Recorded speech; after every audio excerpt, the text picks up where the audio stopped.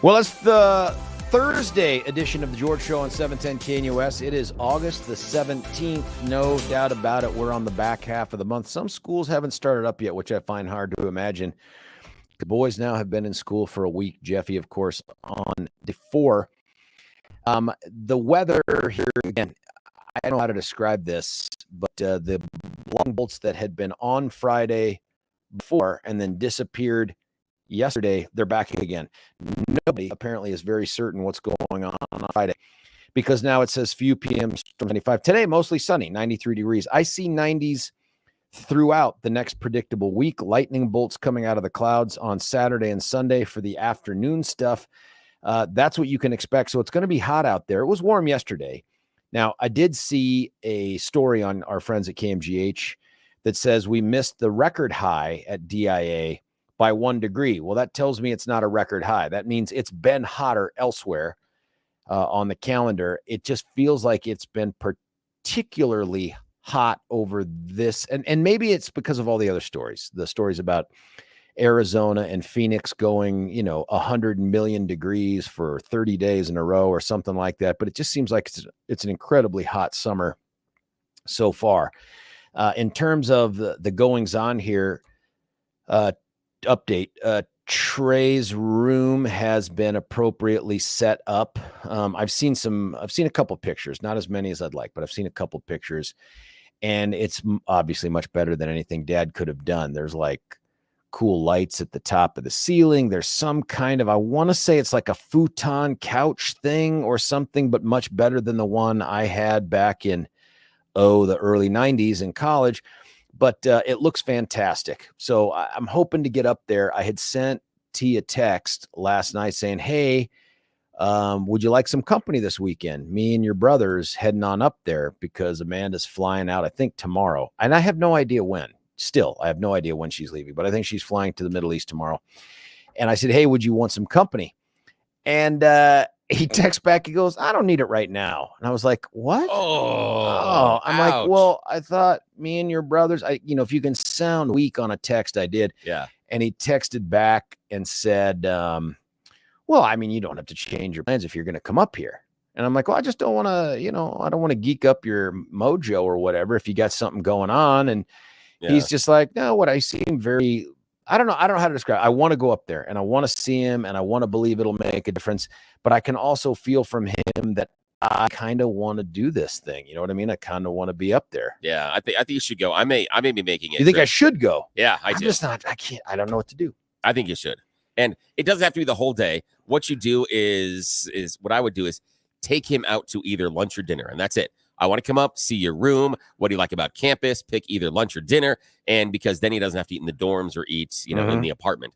And that is just telling you from a person that already has had a CSU student for a year, the offer of off-campus food is a strong motivator. Okay, it's a very strong motivator. So I don't know if he's had the pleasure of the CSU odd dining experiences at times where it depends on the day of the week in which one of the food halls you go to as to whether or not it's actually food. He went to the one at the Academic Village and thought it was pretty good. One. That Academic Village is pretty dang good. Yeah, and he's right across from it. So that's pretty dang good. He thought that was a good one. And wait until he realizes the menu hardly changes ever.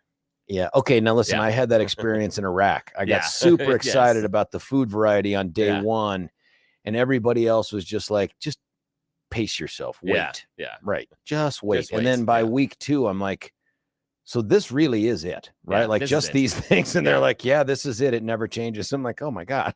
Yeah, that's exactly the same experience. So yeah, do that. Make the offer of off-campus food is a strong motivator. All right. Maybe we'll go up there then and do it. I might be up there with you as well on Saturday. Oh, great. Yeah. No, not so great. Oh, not so great. Not so great. We talked a little bit about it off the air. Yeah, I had a surprise bicycle conversation yesterday. You told me about that. Yeah. I'm making dinner, and all of a sudden I hear from the wife and the son is going up to CSU that he needs to take his bike. I knew that his parking pass had been delayed, and okay, bad on me for not putting the two together. I wasn't necessarily paying attention, but nobody came to me and said that in the packing that is going to have to go on later today because we are going up today to get him into his room. In fact, you're bailing on us early today for that purpose. Yes, I know. It's exactly. Start the celebrations now. We appreciate it. Some people are going to be very happy about that one. But I had to go up there, and all of a sudden, I'm like, wait, what? Because I should have done it earlier in the summer, but I didn't. I put it off because he had been talking about taking his car up. So I'm like, okay, I'm not going to worry about his bike. The bike sat outside. The chain is rusted. The derailleur's got gunk in it. I need to clean the sprockets and the gears, and I need to check the tension on the brakes and a whole bunch of other stuff and make sure it's still aligned, make sure the wheels are rotating properly, and none of that. And now I hear tomorrow, which is now today, bike is going with us. I'm like, meh. The other part is I don't know what he is going to bring with him other than the small fridge. I know there's going to be the computer and a lot of clothes, but I don't know how much other stuff. And so I don't know if the bike is going to fit. So right now, I'm pretty sure. I think we got about an 80% chance that I'm going to have to make a second trip up on Saturday to bring the bicycle. That's not good. Yeah, no. Because that's like 2 hours-ish up and back, maybe a little bit less than that. And round trip, you're looking at up and back about 300 miles. So dude. Yeah. In the sweet ride, though, in the Merc? Yeah, it's going to be in the Mercedes, so it's a nice one, but I just don't, it doesn't have the room of the van, which is one of the compromises that we had to take. Yeah. My favorite one was the question about, well, can't you just stand the bike up in the back of the car? Like, yes. Not this bike, but there's a bike we could stand up there, just not this one. Yeah. If you want to ride a big wheel. Yeah. So that was a surprise bike conversation last night. So I was up a little bit later than I wanted to be. In the garage, making sure that I, having to do the bike work and all that. I wish I had time to get all the rust off the chain because it sits outside, and that's not a euphemism either. That's just straight exactly. Up. Yeah, okay. It is for real. So I'm working on it. It's been greased. It is passable. It'll be okay. If it has to wait until fall break or Christmas to get it tuned up, that's okay. It's going to be just fine. But super not happy. Yeah. Nope. I'm sorry, man, because the other part is you had mentioned off air, you're a pre-packing guy. Like you love to have everything squared away. And when you leave here today, you're going to a car that has yet to be packed. There is nothing inside of it. And it is causing me a bit of stress. And even if we just had stuff in the bags, I'm a guy that 24 hours before I leave, I will make sure the bag is ready because I forget stuff. And so I know that I might wander around and go, that should go in. That should go in. I can't do this last minute packing thing. That is not how I'm wired. However, other members of my family are like that. And so I'd fit in with them. It's an adjustment. I have learned to adjust to that. So, but it causes me stress because and again, I'm a guy that works on spatial relationships and I don't know what I'm going to have to put in the car. So I'm having a lot of agita over, I don't know what pieces are in the puzzle. So this morning's going to be fun. A second place approach, and it's second place by a bunch, to the pre-planning and the spatial relationships is desperation. Yes, because you will make things fit that should not fit, right? Like you look at it and say that could never happen. 1 out of 10 times I'll make it work. Like you will come out, see the bike standing up in the car and go, what did you do? What did you remove? How did you like, just go with it. Let's just get out of here. You know? Are the tires supposed to be that shape? I'm not sure they'll rotate anymore. I removed part of the flooring of the car, but it worked. It's absolutely worked. Yes. And if I squeeze the front spokes into an oblong shape, they'll be just fine. Yeah. I'd let the air out of the tires. Yes. I bent one of the rims, but it can bend right back. I'm sure of that. I had another satisfying moment last night when I went to go pick up Jeffy from the Safe Drive place. Oh, nice. Yeah. I should have known something was up. So he's there 4:30 to 6:30, and it's a new guy. It's still named Justin, but a new guy. So I'm dropping him off at 4:30. Other Justin. And I see the guy, and you can just tell, super nice guy, young guy. And he's like, well, anything I should know in advance? And there's other parents waiting in this waiting room. And I said, well, one, Jeff's incredibly reckless behind the wheel. and they all start laughing. And Jeff's looking at me like, Dad. And I'm like, no, he's an incredibly conservative driver. I said, so much so that I've raised my voice in the car. Like, we have to actually get going, right? Yes. Like, Yeah. And he laughs. He goes, well, is there anything you want me to cover today with him? And I said, I've told him I'd like him to know how to get up on 2 wheels. I don't know if you can, if you can do that. Because it's a key in traffic. Yeah, other parents laughing and stuff like that. And I'm sure Jeff's just like, please go, Dad. You're only funny to old people. Exactly. Move on.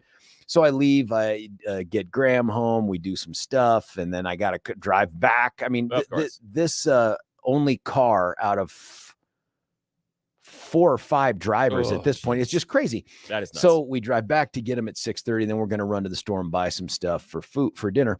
And I start to walk in, and it's weird. Normally, I'd walk into a place and he bolts out the door. He's like, come on, let's go. And I'm like, hang on. Don't I need to talk to Justin and see how it went? And he goes, nope, I don't think so. And I'm like, hang on. So I walk in and your spider sense goes off. He's standing at the door and I go, where is he? And he goes, I don't know. And then I see this kid come out of the room and he goes, hey, I'm like, hey, shake hands. I'm like, how'd it go? He goes, oh, really well. He said, only a couple small things to work on. And Jeff's standing at the door. He won't let the door close. Like, we're going. And I said, oh yeah, what? And he goes, on the highway, he just needs to keep his speed up. And I do the slow head turn towards him and he's just staring back at me. And I looked at this Justin and I go, you're making my day. I said, could you please repeat that? I'm not sure I understand what you're saying. He goes, he just needs to go a little bit more with the flow of traffic. Slow head turn back to Jeff with a smile. And I said, could you say that into my phone? Because I want to record this moment. And Jeff's like, Dad, it's okay. All right, it's okay. And Justin smiling. And I said, what's the other thing? And he said, the other thing was it had to do with some use of a blinker when he changed lanes or something. But the speed thing was great because we walk out. I put my arm around his shoulders, which, by the way, dude is at least as tall as I am now. And it's really frustrating. Oh, my gosh. And I said, this was so satisfying for your dad. I need you to understand. And he goes, why? Why are you saying that? I said, because somebody, not me, has told you what I've been telling you now for months, which is you drive too slowly. Exactly. I said, if it's possible to be so safe a driver, you're a danger to others. Then he's like, Dad. That's wonderful. I said, do you want to drive home? And I can see it's now a challenge. He wants to show me. So he goes, okay.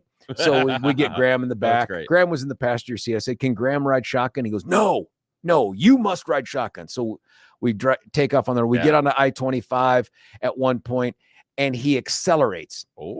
Shoots all the way from 60 to 74. You know what I mean? All righty. And I'm like, wow. But he's still not going to exceed the speed limit if he can avoid doing it. And I just thought, this was so nice. He just looked so, I don't know. He's such a smart kid and he means well, but he also hates being wrong. Hates being wrong. Whereas I have lived with being wrong for, how old am I now? I mean, exactly.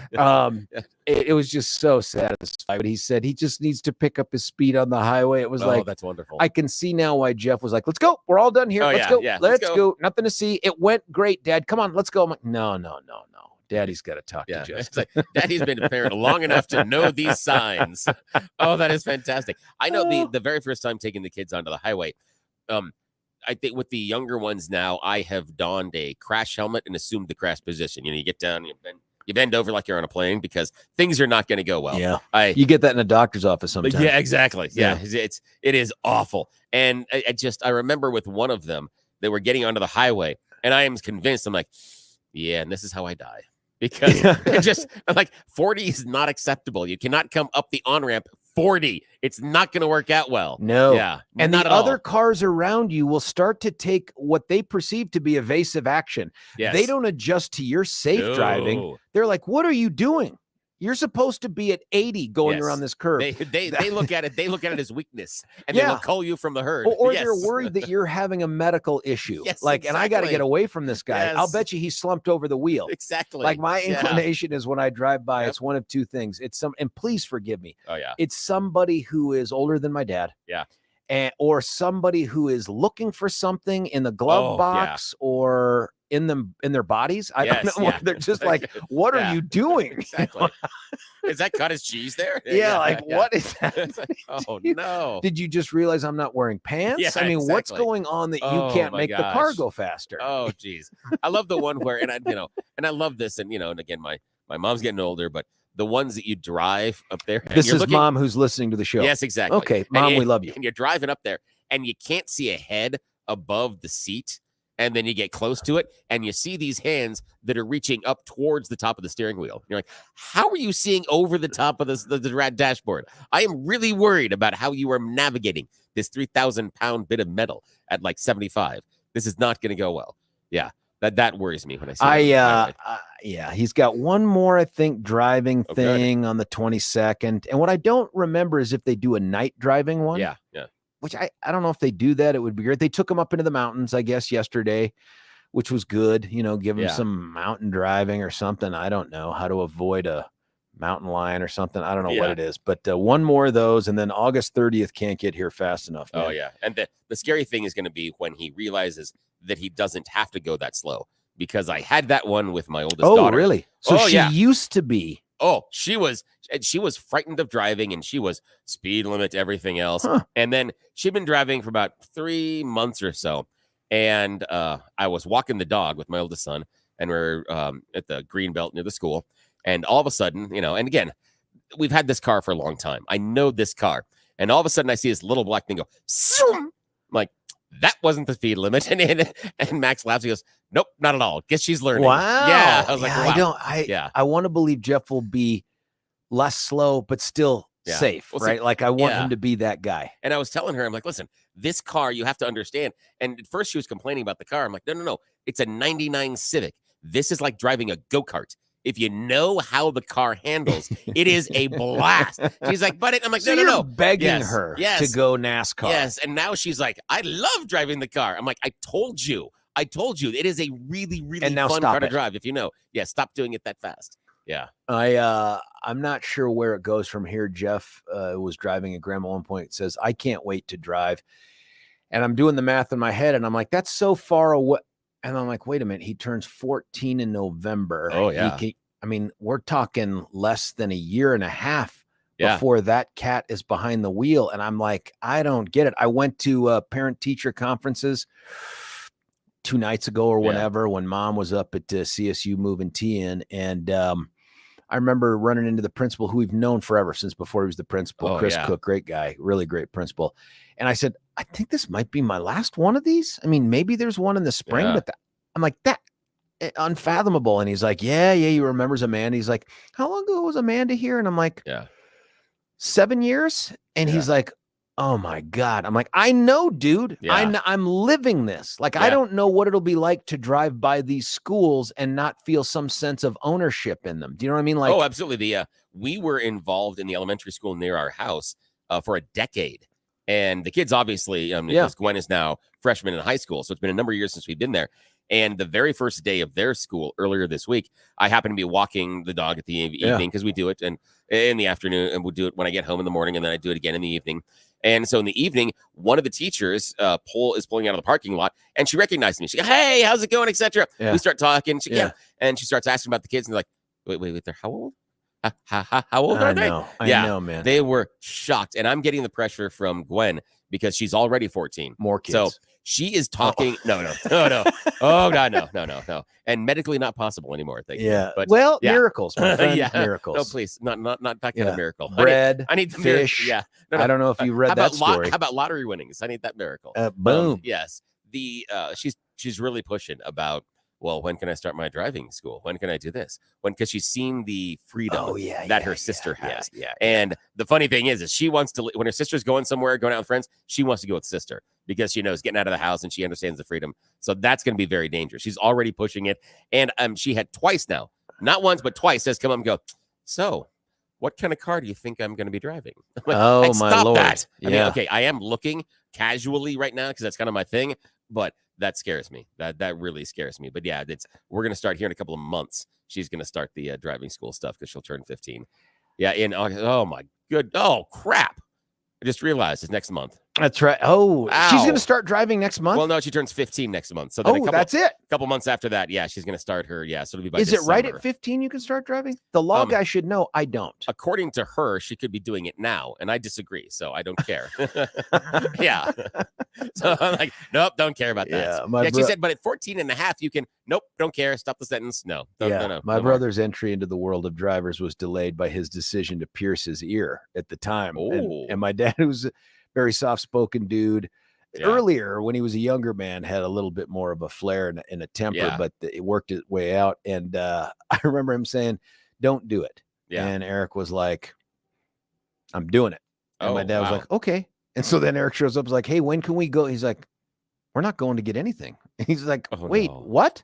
He's like, yeah, I told you not to get the earring. Now you got the earring. And it took a long time for Eric to give up on the earring. Oh, you know what I mean? He doesn't have one now. Yeah. And then of course he graduated to the tattoo.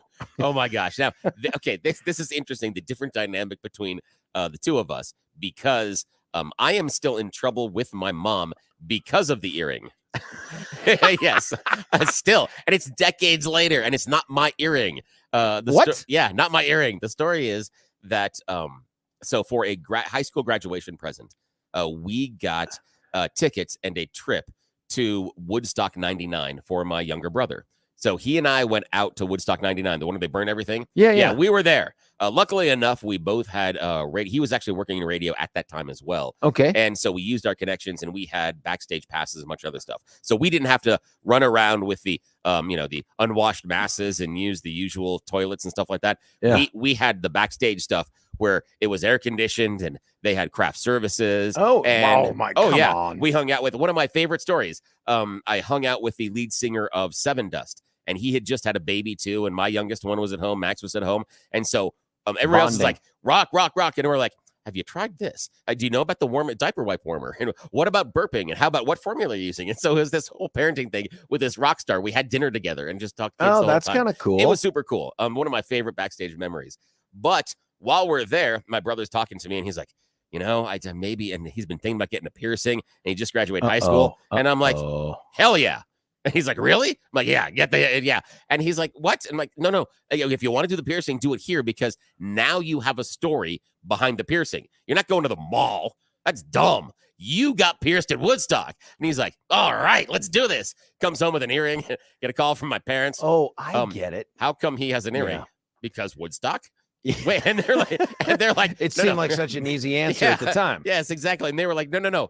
You were the one that was supposed to prevent the dumb decisions, not encourage them. And I'm going, have you met me? Yeah, that's right. You have got a long list of dumb things I have done. This is the old Billy Crystal discussion of what's the difference between the class clown and the class comedian. Yes, exactly. The class clown is the guy that goes streaking naked across the football field during the homecoming games with clothespins on his nipples. Yep. The class comedian was the guy that told him to do it. Yes. And that you are the family comedian, my friend. Yes. And and there also was a friend of ours, and we talked about it off the air, a friend of mine through high school and college, that, let's just say, was very suggestible. And so we did that to him quite often. And it's a good thing that, again, we didn't have cell phones and video, because that would still haunt him to this day, the number of things that we had. Oh, there was one party where we were like, it'd be really cool if someone went over that fish tank and ate a fish. No. Yeah, the entire. Did you know the owner of the fish? Yeah, didn't care. I mean, to the extent that you can own a fish. Yeah, but no, didn't care. And so, a couple of hours into it, he's in there elbow deep. And the person's like, and it was a girl. She's like, what are you doing? And he's like, grabs the fish. Nemo good. Yes, exactly. Yeah. So again, I'm not always the one that makes the best decisions, but I am still in trouble over the Woodstock earring. My brother doesn't even have the earring anymore. And I am still in trouble. This opportunity to apologize to your mother, I'm certain that she would accept that. I've apologized so much, and I'm still sorry, Mom. I apologize. That and complaining about naps when I was a kid. I want naps. Honestly, I took a nap yesterday unintentionally. Now you're just taunting me. All right, it was unintentional. I was at home in between Zooms, because my entire life is Zooms. Yes. And I sat down on the couch with the laptop, and I thought, well, I'll just finish writing this column for the Gazette, and then boom, I was gone for only about 6 or 7 minutes. Yeah, but it was heaven. It was heaven. It's that kind of, I burned off that top layer of can't function anymore. I was like, daddy-like. Oh, I'm so man. jealous. It was, Man. what can you do? I know. Listen, Getting old sucks. we are not going to push this, but yeah, I we want could to go see right now and be nice. Yeah. I just want to see if we have enough time to make this a little more relaxed of a discussion as you go through the good stuff. So listen, folks, as you know, at the 6 o'clock hour, there really are no rules. There's some structure, but it usually takes place right after this segment. It's called the Thorpe Report, and then we take a break, and then we get to You Choose the News. As you are wont to chime in, you can hit us on the text. I used to say the website too, but Mark Crowley corrected me. There's no way to text us from the website. So I apologize for everyone that's heard me say that for a year. I'm just going to make up a name, Blake, for that. He's never told me that, but I'm going to blame him.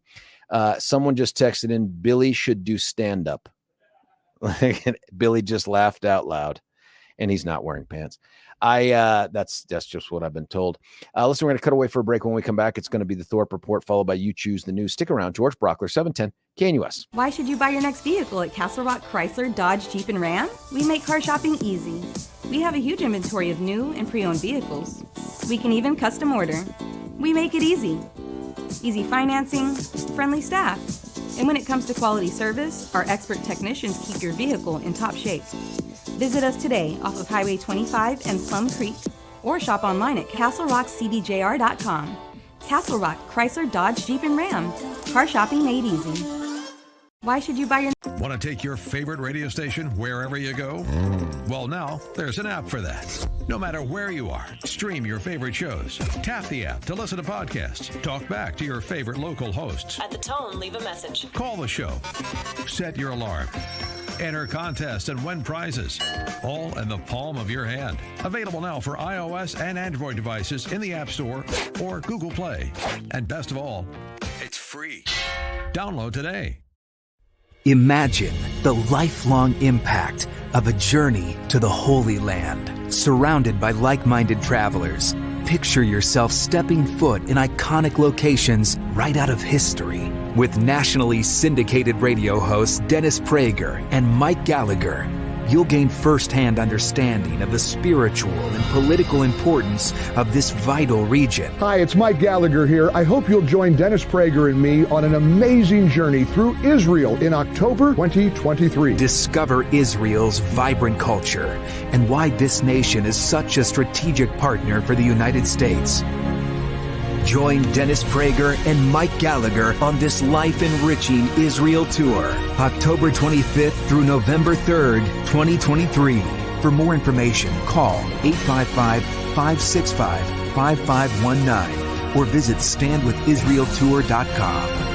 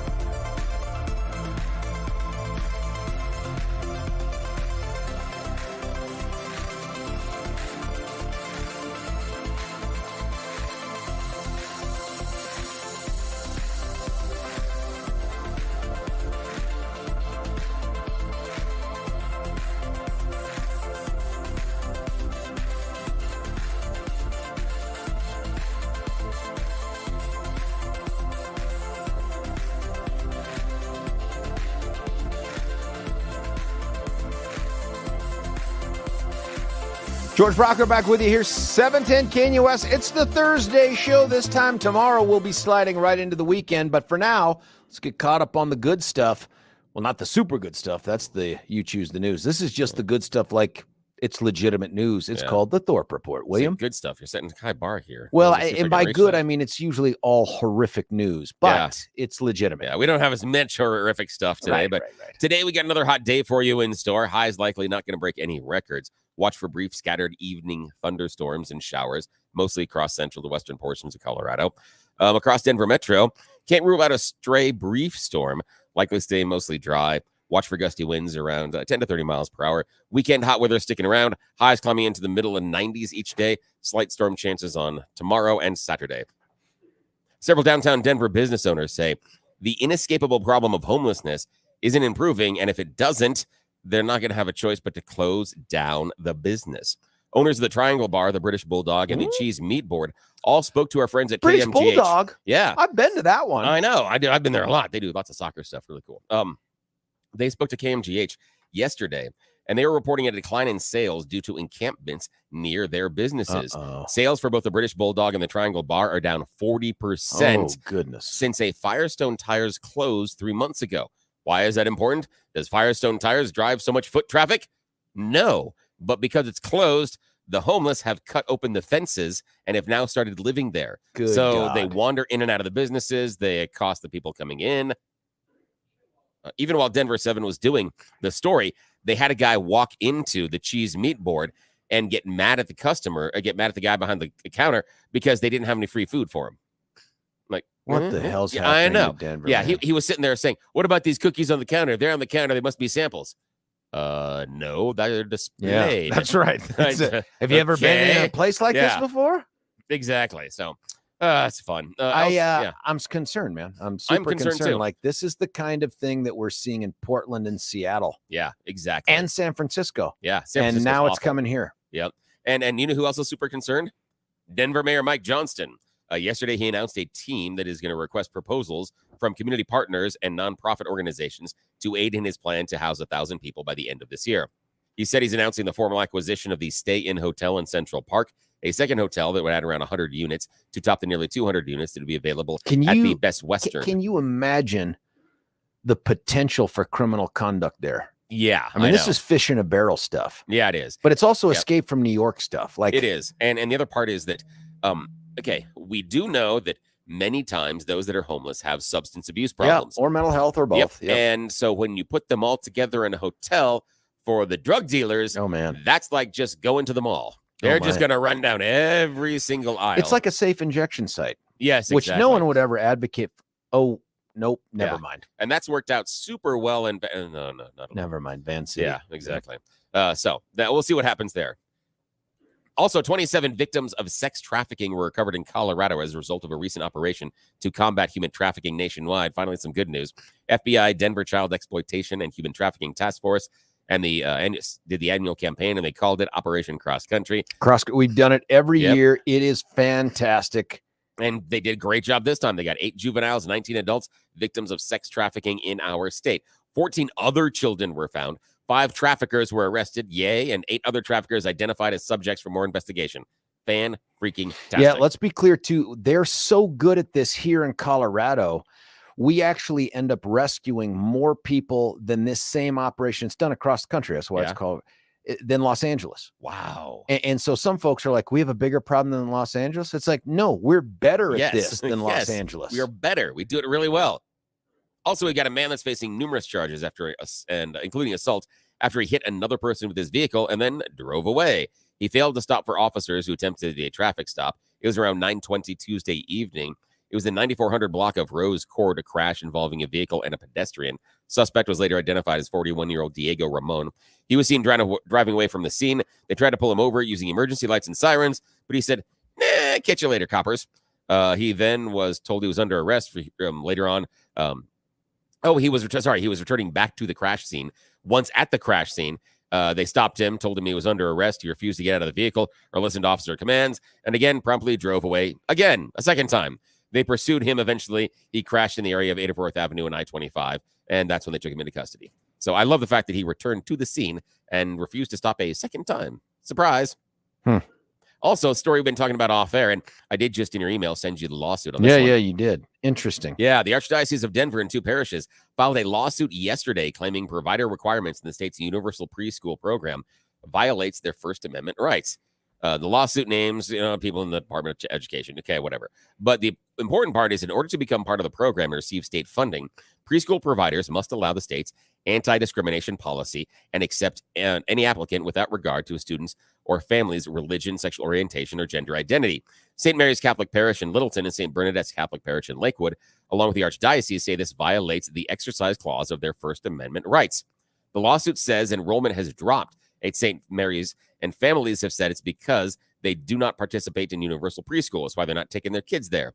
And it says the state has now cornered the market on preschools due to lower enrollment. Now the parishes are going to have to charge significantly higher prices for other students as well. And I think that's interesting. Yeah. That is interesting. Yeah. And finally, a stretch of Interstate 70 was closed Wednesday night after a mudslide in Glenwood Canyon, but it is now reopened. So you can go and drive fast on I-70 again. Let Thank Jeff know. God. Yeah. All right. That's all I got. Buddy, that's great. And look at the Look time. at the time. Look at this. That's Is all this crazy. time. You're going to be able to talk at a normal human pace for You Choose the News. That is really hard for me. And you we'll know be how able it to is. get the advertiser in. Yes. Now we'll have to We figure out- might even be able to set up the 7 o'clock hour. God, this is madness. This is- Madness, I said. And of course, on the day that you're going to pop smoke early Yeah. to go help your boy move up to CSU, there's something about today. It's special. Maybe today's the lotto day thing. I don't. Hey, I like that. I like how you're thinking. Maybe this is it. This is how, by the way, you make amends with your mom. Yes, it is. You win the lottery. Yes, and say here. You pay off her mortgage or Yeah. whatever. Yeah, but I show up with 2 earrings. One in each Yes, nipple. exactly. Through the That's shirt. fantastic. Well, as the show digresses chain and there between comes the two. right off the rails here, let's cut away for a break. We're going to come back with a healthy edition, a full edition of You Choose the News. Stick around. George Brauchler, 710 KNUS.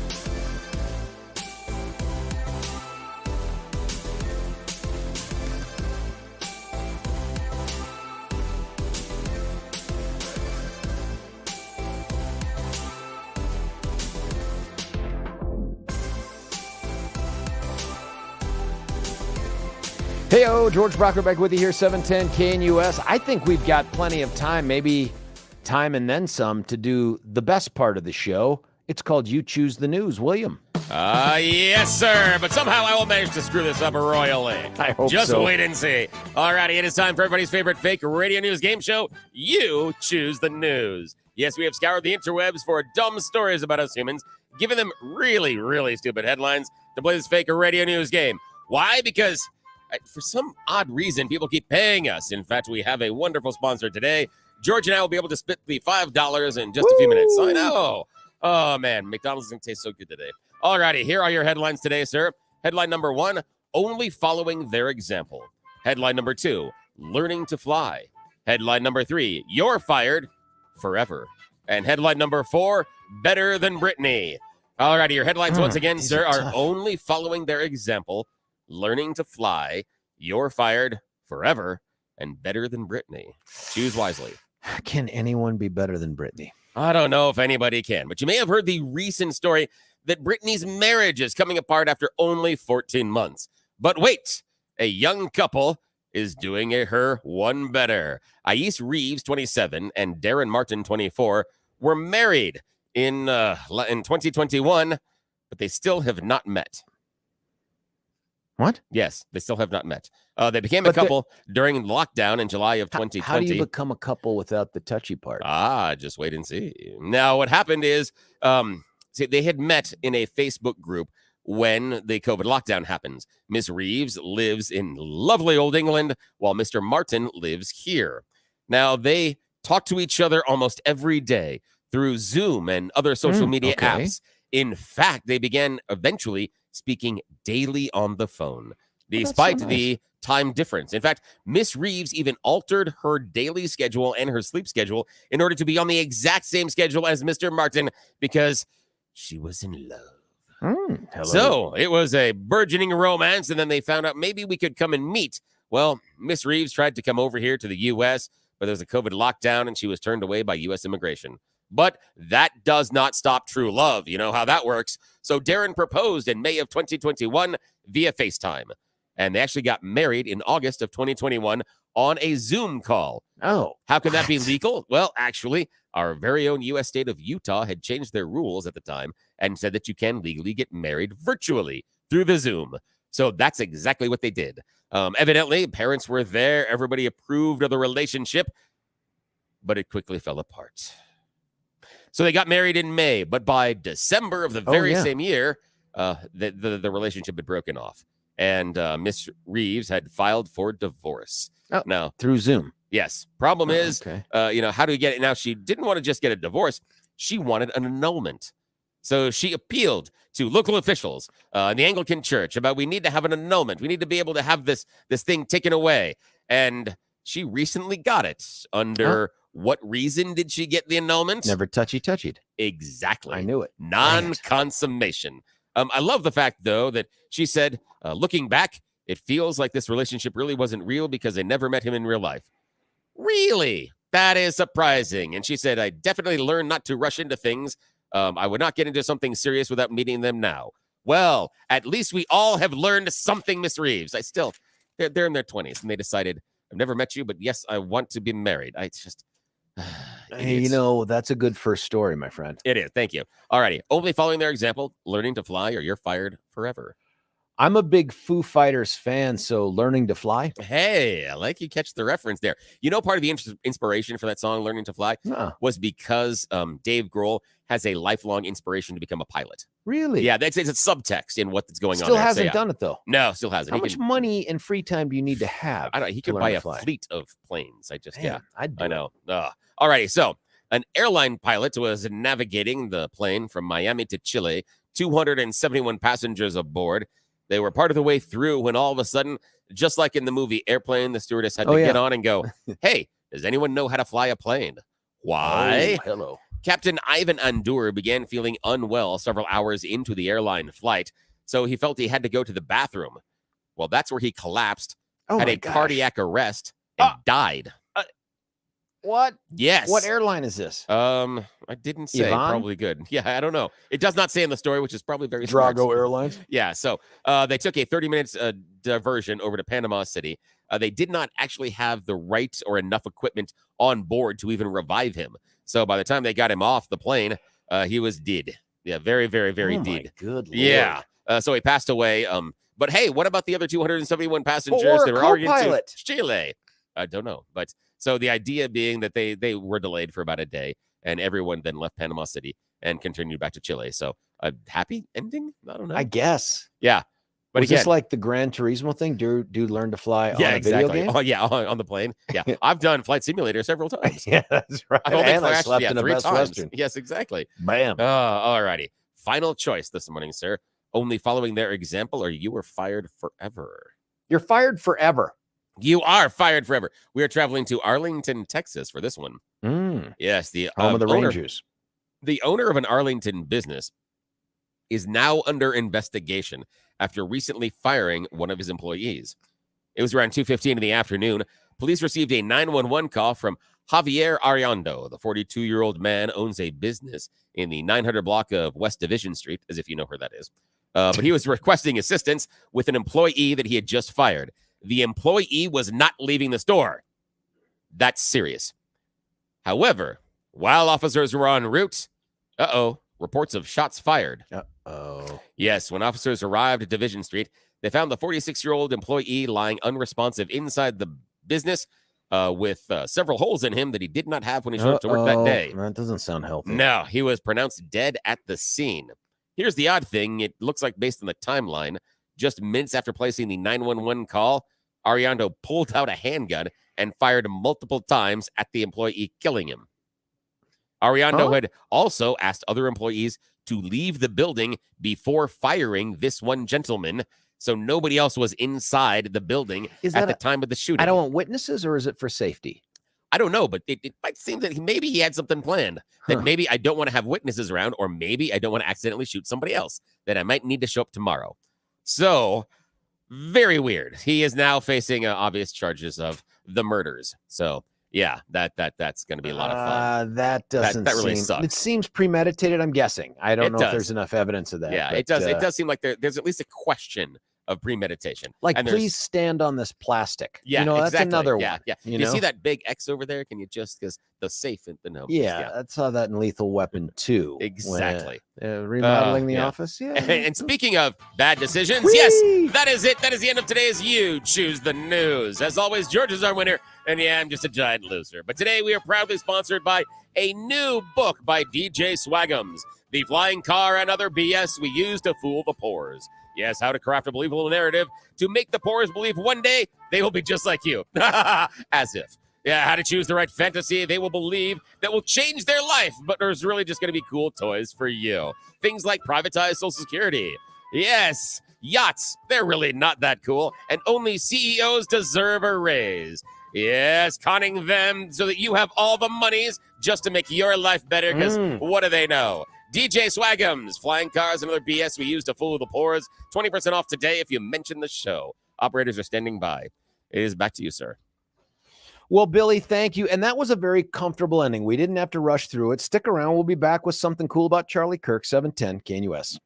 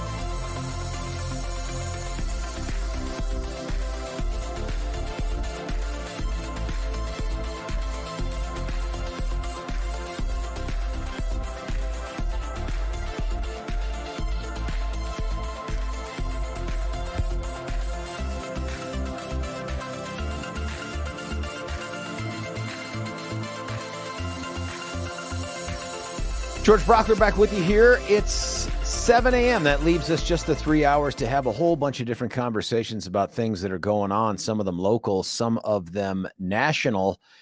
At 10 o'clock, we turn the reins over to a guy named Charlie Kirk. More about him in a moment. At 11, we go to Dennis Prager. Dennis will be here in Denver, actually Centennial, safer than Denver, right off of I-25 at a place called the View House. If you haven't been there, you're missing out.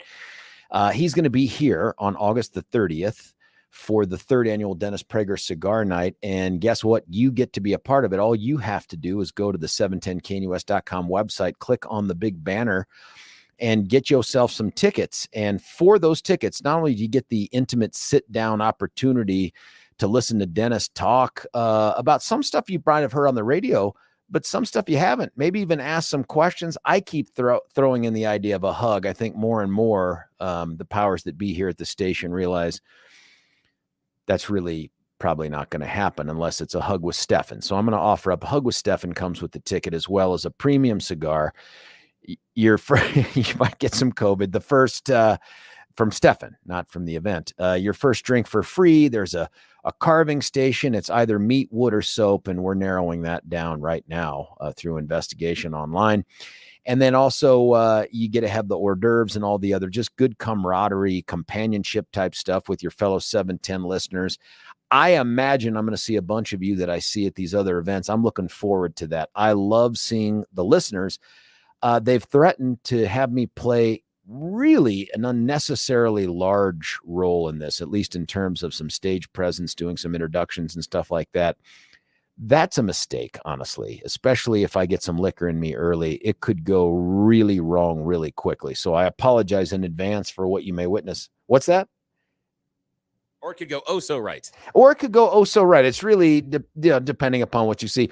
What I don't want to do is refer to this as the third and final annual cigar night thing, and I'm just afraid that's the direction it could go. So people need to witness that. What you need to do is you need to have a pre-cued song and just a song to play in the background and say, turn to Dennis while on the stage, go, okay, Dennis, now we've been practicing this. Okay, dance time, and start hitting it and do like 7 or 8 steps just to see what he would do. Just to see, like you've got some sort of that father-daughter dance thing they do where they come out and they do I don't slow know dance. if Dennis can together. do that. He can't, but catching him in the moment where he can't do it would be fantastic. He's got a brilliant sense of humor. Maybe I just break out into the duet of Islands in the Stream, or sometimes when we touch. I don't know. Yes. There's got to be something like that. Yeah. I'd say, okay, it's your part. You're Kenny, I'm Dolly. And I'm pretty sure he just looks at Brian and Kelly, and that's my last day on the team, which will be super fun, because then August 31st, Billy's looking out at Jimmy or somebody like, well, what happened? No, I would miss you so much. But again, referring back to the reason I'm talking about this, referring back to last hour, Woodstock. Same thing. Yeah, there it is. Thank you, class comedian, the 710knus.com comedian. It's Billy Thorpe. Now, listen, here's what I want to talk to you about. I want to talk to you. Oh, by the way, Seb Gorka at 1. Then we go live and local. Deb from 3 to 4. Got to listen to Deb. And then Stefan, 4 to 7. He is back in form. If you've been listening to him the last couple of days, dude has roared back from whatever it was, the COVID or whatever STI. No, I'm kidding. It was COVID. I'm just making that up. So here's what happens is that when we leave the studio here at about 10 something, I usually get to catch part of Charlie Kirk, because he's the guy that follows me. Now, for those of you that know Charlie Kirk, Turning Point USA, it's a big deal, right? Like, this is a young fella, probably too young. And I'm going to say that as a guy who's not too young. Guy the other day on the radio announces he was born in 1993. And I remember thinking, why does anyone listen to anything you say? Like, you're 30 at best. What can you possibly know about the planet Earth?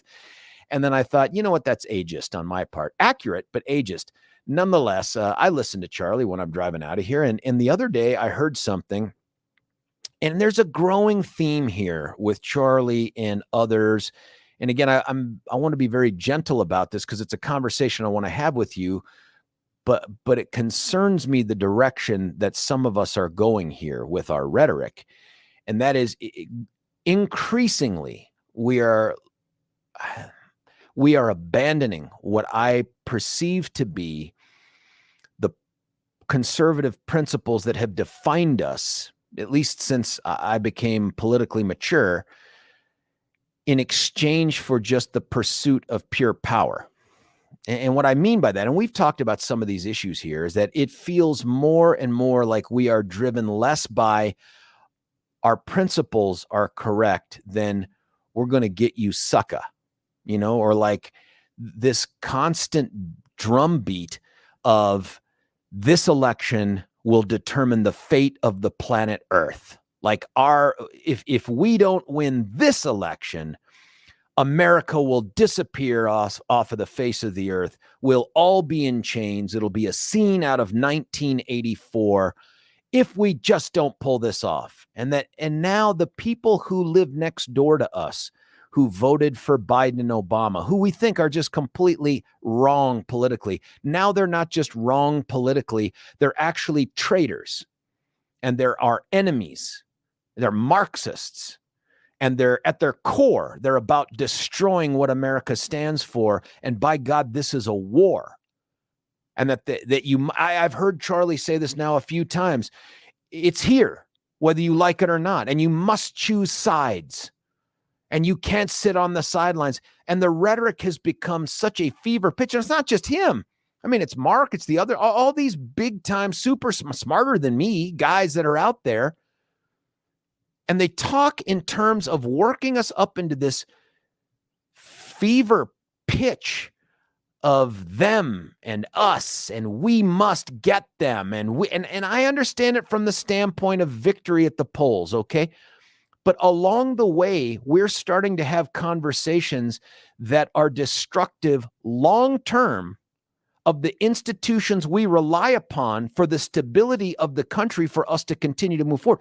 Institutions that work to protect us and our freedoms.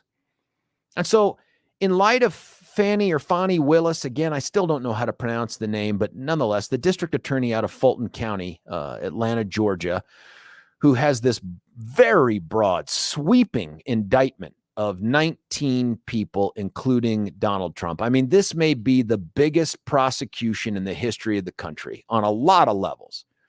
The complexity, how broad it is, what it touches upon. After doing that, Charlie, after our show 2 days ago or whatever, when he's talking about this thing, has a conversation with a guy named Citizen Kane. He does Citizens Free Press. It's like a news aggregator, like Drudge, but not nearly as good or effective or polished. And I say that as someone who looks at Drudge and go, man, this is pretty rudimentary, but dang, it's super effective, really good. But he has this guy, Citizen Kane, on, and they begin to have a conversation about Republican DAs and AGs, and now their new obligation to revenge what has taken place with Alvin Bragg out of Manhattan and Jack Smith at the federal level and Fani Willis out of Atlanta. And I hear Charlie say things like, and I don't have this clip, I'll play a clip from Citizen Kane in a second, but I hear him say things like, hey, if it's just too much for you Republican DAs or AGs, and you just don't like the idea of the mainstream media and the New York Times writing negative things about you, then that's okay. Leave office and let someone else take over who's willing to do what needs to be done with their office and the authority that they have. And now I'm really listening. Now I'm like, what are you talking about, man? Like, first off, I don't know an elected district attorney or attorney general at the Republican level, nor have I seen one who gives a crap what the New York Times writes about them. I mean, this is a fake argument. I don't know people who are palsied from their exercise of the authority and the discretion they have because of their perception of how the media will treat them. Point to someone who's a Republican elected DA in Colorado who makes decisions based off of, will Kyle Clark like me? Or will the New York Times say things favorable? Or will the Denver Post like me? You can't find them. So this is fake. But the bigger point is that we're now talking about using governmental authority on loan from you and me, not for the betterment of the public, not to keep us safe, not to enforce our laws, but for straight up revenge. It's a stupid cliche, but the Pandora's box has been opened. I mean, now we're going to charge our political opponents. So when and this is obviously an extremely sad situation. I don't want to enter this period when Democrats are being charged because Republicans are in power and vice versa. But there's no choice. We have to take revenge at this point. We have to punch back. State attorney generals, Texas, Florida, South Carolina. There are places where things can start happening, and none of it's happening. And you talked about it a little bit before, because Republicans don't want to get negative press. We don't want to have bad things written about us by regime media. That's fake. I don't know any elected Republican prosecutor who gives a crap what press they receive. That's them. That's Phil. That isn't John Suthers. That's Beth. That isn't John Kellner. But the bigger point is this. You heard it in that clip. This is just one statement that is made over talk radio now that is building us to the point where, and he conflated two different things. We've got to get revenge. We've got to punch back. Well, punch back could be self-defense. I'm all about self-defense, but revenge, that ain't self-defense. Revenge is that nastiest of gut reactions we have where we want to get someone because we think they got us. And you know what? That is a conflict with the law. That's a conflict with the idea of a self-governing people. We don't allow revenge. Somebody steals your car, you don't get to hunt them down and kill them. You get to defend yourself and your family. But here we are, and it's talk radio across the dial, with few exceptions. We are going to kill ourselves and the future of this country, not because the Democrats are going to be in power. That's its own risk. But because we're going to destroy ourselves. We're going to abandon all of our principles and our sense and commitment of right and wrong at the altar of power. I mean, how does this play out, man? I mean, I'd love to get Charlie on the radio here and ask him, how do you see this playing out? We win the election. Donald Trump wins. He engages in a revenge tour. And then what? Then the Democrats fall in line. Our neighbors all of a sudden are like, my God, you guys have been right all along. Or do we have to corral them into camps? I mean, what do you do with the people that still disagree with our sense of ideology? I'm getting super frustrated with the idea now that we can't win on conservative principles. And we have bastardized the term conservative principle to fit anything that advances Donald Trump. Folks, he's not conservative. Donald Trump is not a conservative. Donald Trump is a populist at best, but he's no conservative. Doesn't mean that he wouldn't make a better president than Joe Biden. But this party is on the ropes, man. Republicanism is about to fade off into the sunset as irrelevant because we don't stand for anything. Tell me what the principle is we stand for. Because in that discussion right there, I hear an abandonment of principle. You don't want an elected prosecutor to seek revenge on political opponents. That's what they're asking you to do. You want an elected DA of any party or AG of any party to simply and uniformly and without bias enforce the laws of the state and to enforce public safety by saying, here's a predictable outcome if you transgress. But not to say, oh, look what Fani Willis did in Atlanta. Well, now the AG in Georgia, she's got to go do something against the Democrats. They got one of us. Let's get one of them. You know what that sounds like? That sounds like the Untouchables. You remember that speech that Sean Connery gives Kevin Costner when he says, are you prepared to do what needs to be done? And he says, they put one of yours in the hospital, you put one of theirs in the morgue. Does that sound like our America? Does that sound like the place you want your kids to grow up? Oh, somebody wrongs you, you wrong them right back. That sounds just like Christianity, only not at all. That sounds just like America. Do something to us, oh man, we're going to come after you. Is that the kind of society we want to live in? When does this rhetoric end? Because there is no victory long-term as long as there are people out there who disagree with us. Once we've painted them as America-killing Marxists, what happens after this election? Then what? What do we do with them? How do we bring them into the fold?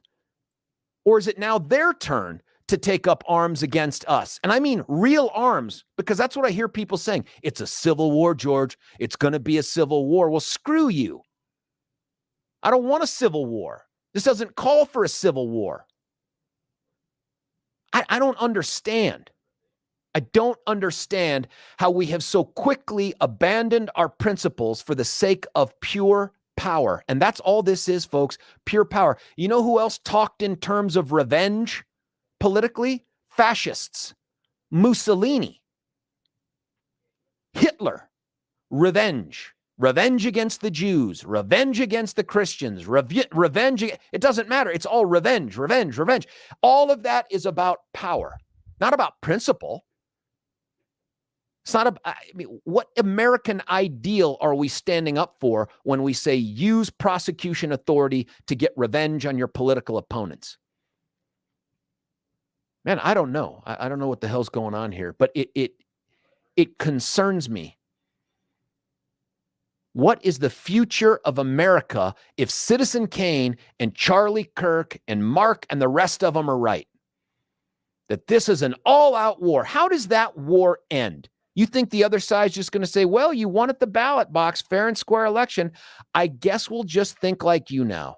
I guess we'll just fall in line. Like, how does this end?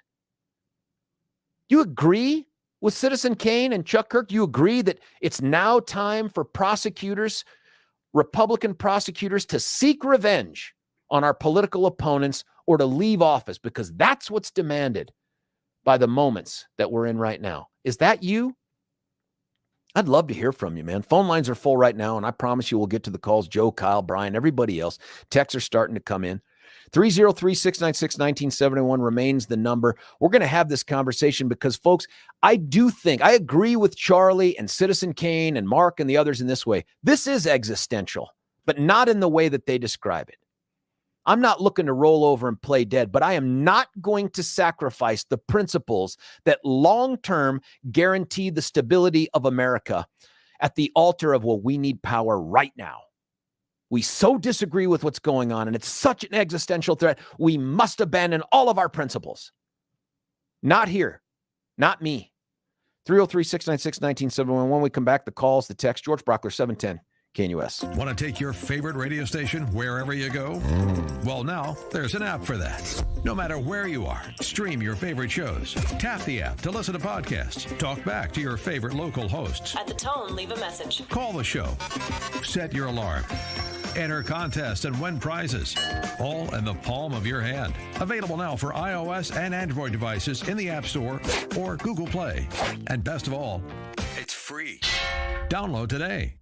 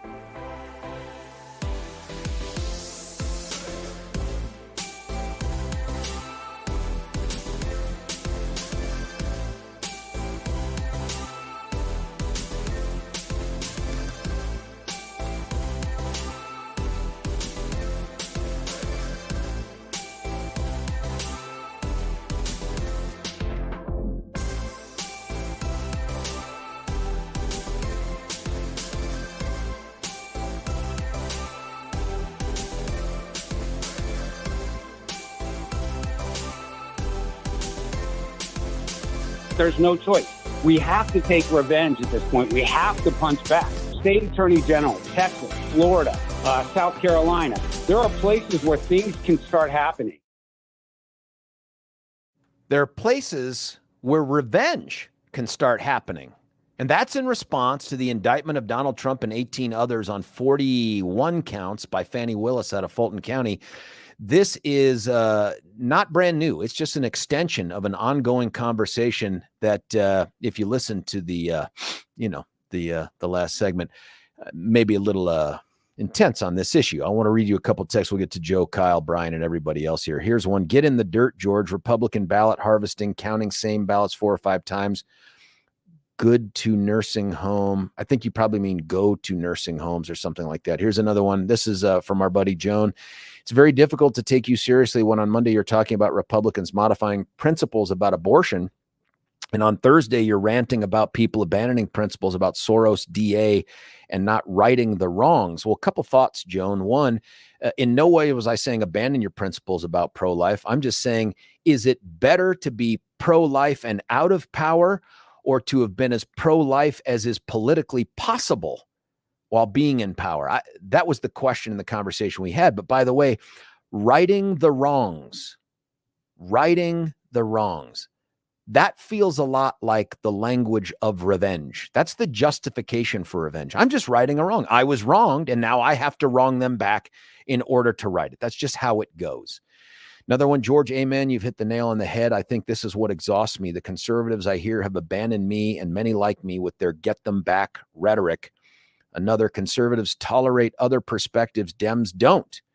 Government's role is to preserve our freedom. That can't happen under Dem tyranny. Your concerns are misplaced if you can't see the fascist threat at hand. By the way, fascists, of course, on the right, not the left.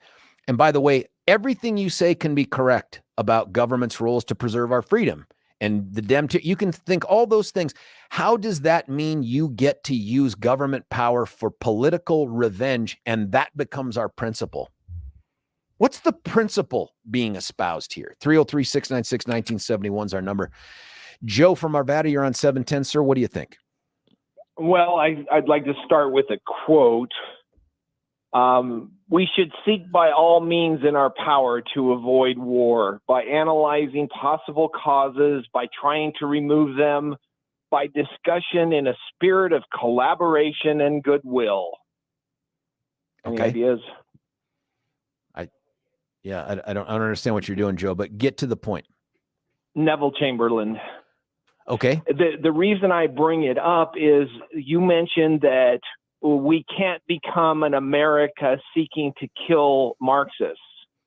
Then we will become. No. I'm asking you if that's what you're planning on doing. That's what you said. No. Is that what? Okay. You said, are we planning? Okay. You're asking.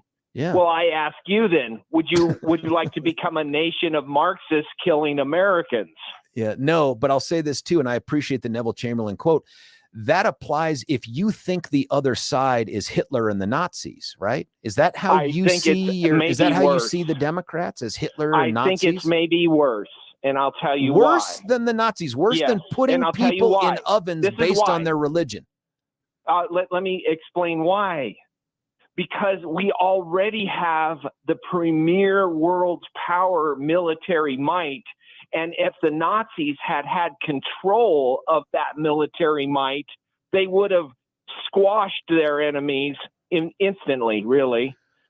So, Joe, do you agree with this statement by Citizen Kane, kind of affirmed by Charlie Kirk here, that AGs and DAs, Republicans, should be seeking political revenge, using their authority for political revenge?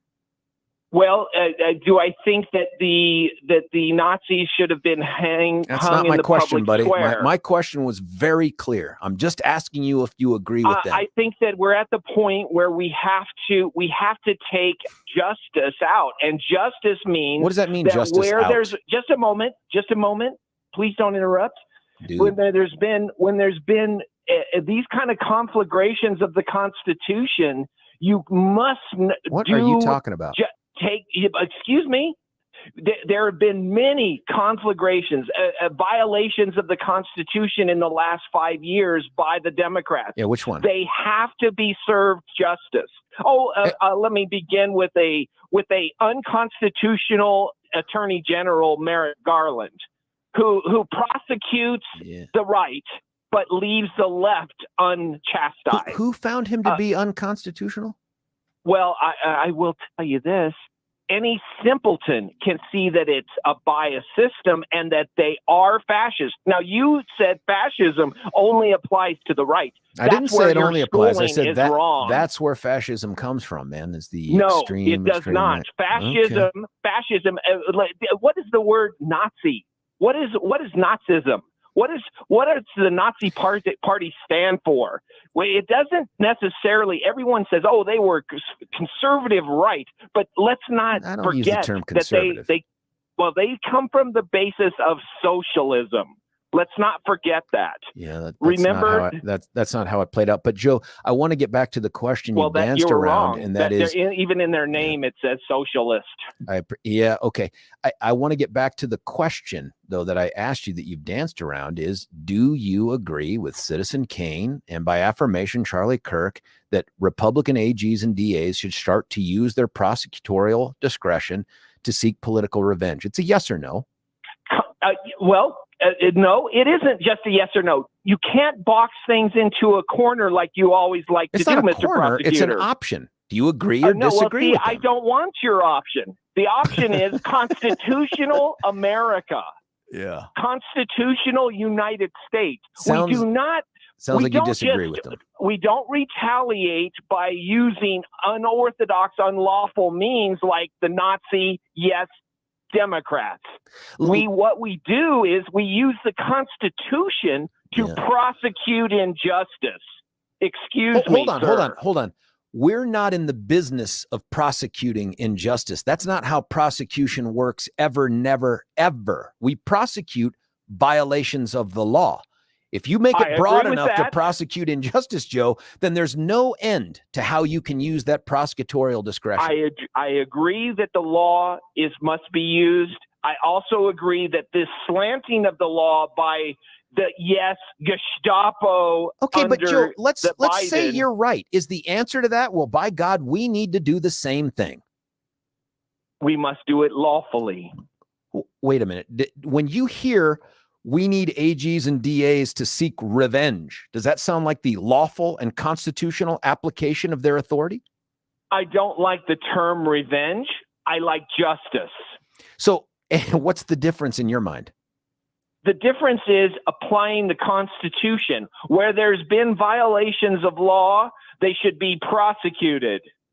Yeah, right. I got it. I get it. And you think Fani Willis hasn't done that? Fani Willis? Yeah. So the buddy, it's so hard to do this with you because I ask you a question, and rather than answer a yes or no with an answer, you answer a question with a question, or you dance into some other topic. Question with a question. I said, Fani Willis, she's weaving together absurd ideologies to try and invent law. Excuse me, it doesn't work that way. I don't know that she's invented law, man. You don't find the crime to fit your opponent.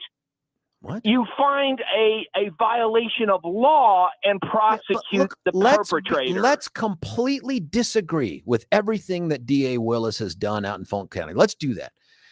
Is the response then DAs who are Republican in other states need to do the same thing because she's acting under Georgia law? My guess is no appellate court is going to strike down this case as unconstitutional just based on what I've read. But are you saying now DAs need to find a way to fit their political opponents and other Democrats into laws that we can prosecute them for? Is that justice? I don't agree. I do not agree with that tactic. What I think should happen, and I have said this before, and I think it will happen, is the Supreme Court needs to step in and assert its authority over the entire court system. Yes, even the states. What authority do you think the Supreme Court has to simply announce, and we're now taking over all of the circuit courts and district courts, so saith John Roberts? Where do they get that authority? No, that is not what I said. What I said, let me clarify. The Supreme Court needs to step into these bonehead prosecutions of Donald Trump. How do they step in, Joe? It's very simple. They should just say very clearly, like they did in Florida when Al Gore was trying to get the hanging chads counted in his favor. They should say this is nonsense, and just a moment, and that your court system is using political rhetoric to try to decide the outcome of prosecutions, of points of law, of how to interpret the law. You're just using political rhetoric, and we need to take this over by doing this. One, all of these cases will be decided after the election. You think the Supreme Court has the authority to just simply jump in and announce that on a state prosecution out of Georgia? Have you read the Constitution? We're going to find out. How are we going to find out, man? I think the other thing that's going to happen is that the United States Congress needs to defund, deplatform all of these people with money. If they're receiving money from the United States, the Atlanta DA, yes. And defund them because they disagree with how they're exercising their discretion. Not only that, they should bring this tactic I do agree with. They should bring lawfare against them, and the reason why is because of this reason. No, it's not revenge. It is because they are using lawfare against their opponents. They also have to be entangled by the very laws that they're using to entangle others. I see what you're saying, Joe. No, it's not that. It's about this. They cannot be allowed to do it. So by entangling them, it will stop them from entangling others. Joe, I appreciate the call, man. It's always good to get started here. You generate a lot of texts. 303-696-1971 is the number. Kyle from Denver, you're on 710. Kyle, what do you think? Good morning, Joe. I'm George. I'm sorry. I don't want to jump in on that conversation, but I'm a long-time listener, and this is the first-time call for me. Thank you. And I've been mainly a part-time listener, but I guess the points that I wanted to make was something that you were talking about earlier, this agenda of fear that both parties have tried to use to create potentially that we have this existential threat in order to stay in power. I'm an unaffiliated voter, and I find it really disturbing, and I don't know where it ends. It's kind of scary. Well, listen, Kyle, you've asked the question that I want to ask other callers, and that is, how does this end? Like, all of a sudden, like, we win, we get everything we want, we've abandoned our principles so that we can seek lawfare revenge or whatever language you want to use, and then we all make kumbaya and start moving forward together as a country? I mean, how does this end once we've said the only principle that matters is power? It's a great question. I've also, I guess I'm sort of addressing another thing that you brought up. You asked where the Republican Party is going and how they've kind of lost a lot of ground and have not. I feel that there's been a shift to, and I think they've done a great job. The conservatives have basically become the Republican Party, and a lot of the moderates have been, I guess, disenfranchised. They've been labeled as rhinos and other things, and maybe they are, I don't know. But I mean, they've lost, I think, some of the ground in some of their party in order to become this new identity. And I think that's part of the problem with the Republican Party. The Democrats have certainly their own problems as well. They've sort of done the same thing, moving farther to the left. Kyle, I think you're right here. Would you describe yourself as politically moderate? You know, I think I would. I think when I've done things and looked at things, I think I would fit as a moderate Republican. I'm financially conservative. I believe that our government should not be spending more than we take in, except for in times of crisis. So I think I agree with some of those things. At the same time, I think there are some social programs that I think would be good if we're willing to financially support them. Yeah, I think you've asked maybe the most important question, Kyle, and that is, how does this end? Where do we go from here? I mean, if these folks who are advocating for us to abandon any principles of restraint or any principles of the constant. And I love this too. Hey, we just have to do it within the law. I got to tell you, prosecutors have such massive discretion in terms of prosecution. You could prosecute a ton of people for things and shoehorn it into the law and even probably pass appellate muster that would be wrong. That would just be wrong. Like you could bring cases in court where you have probable cause to accuse someone of some heinous crimes, and you're kind of like, well, it's a coin flip whether we could win. But you'd pass appellate muster on that, destroy their reputation, take their treasure, all those things, maybe even risk their liberty for a period of time, and it would be wrong to do it. And yet what we're hearing here is, damn it, do it. We've got to get back at them. Let's just do it under the Constitution. Well, that's not constitutional. That's not the appropriate use of due process or equal protection of the laws. I mean, what I'm hearing here increasingly on the radio waves and on TV and on social media, my God, on social media, is there are no limits to what we should do to get back into power. Okay. It's unfortunate. And I don't know where this actually started. It's kind of a chicken and egg. Is the party representing their constituency, and their constituency is feeling more polarized and wanting their no compromise and what have not, or is it a thing that was created? I'm tending to lean that both parties kind of like, well, this is our chance here, and this is the way we can maintain power, is creating this environment of anger and fear and what have not. And I don't know. I mean, it's almost like, and I don't think it's going to be a kumbaya between the two parties where we say we agree not to do this because it's bad for the country. So I don't know where it is. I don't know that there will ever be that kumbaya moment. I think the answer in part, Kyle, is for good folks to go out there and say, I reject you regardless of your ideology. You could even wear my jersey. I reject you if your platform is political revenge. I reject you if your platform is to bend the law to your ideological will. If we did that across the board, if the Dems police their own, if the Republicans police their own, we wouldn't need to deviate from any principles. We wouldn't need to have a kumbaya moment. We could just get back to a place where it's like, listen, there's a whole lot for us to argue over and fight over without saying, Katie, bar the door, because power is the most important thing. I don't believe that. I don't believe power is the most important thing. It's a consideration. But what do we stand for? If we go down this road, political, what do we stand for? What is our principle? Well, our principle is Donald Trump. Garbage. Well, our principle is victory. That's not a principle. I mean, Kyle, thanks for making the call, Kyle. First-time caller. Be a second-time caller. Be a third-time caller. Kyle's line is open, 303-696-1971. Brian's up next in the queue. I don't want to take him at the moment because I got to cut away for a break, and I don't want to cut off Brian. Very thoughtful in his thoughts, usually, in his comments, usually. Listen, and we'll see. I don't know, man. Maybe Brian's going to blow my doors off. We don't know. Kyle's line is open, 303-696-1971. I want to tell you about Dan Kaplis. You talk about a principled guy. Dan is unwavering in his commitment to the principle that every victim of someone else's negligence, recklessness, and intentional conduct deserves to have simply the best representation in the legal process possible. And that typically doesn't happen because guess who has all the money to hire all the attorneys?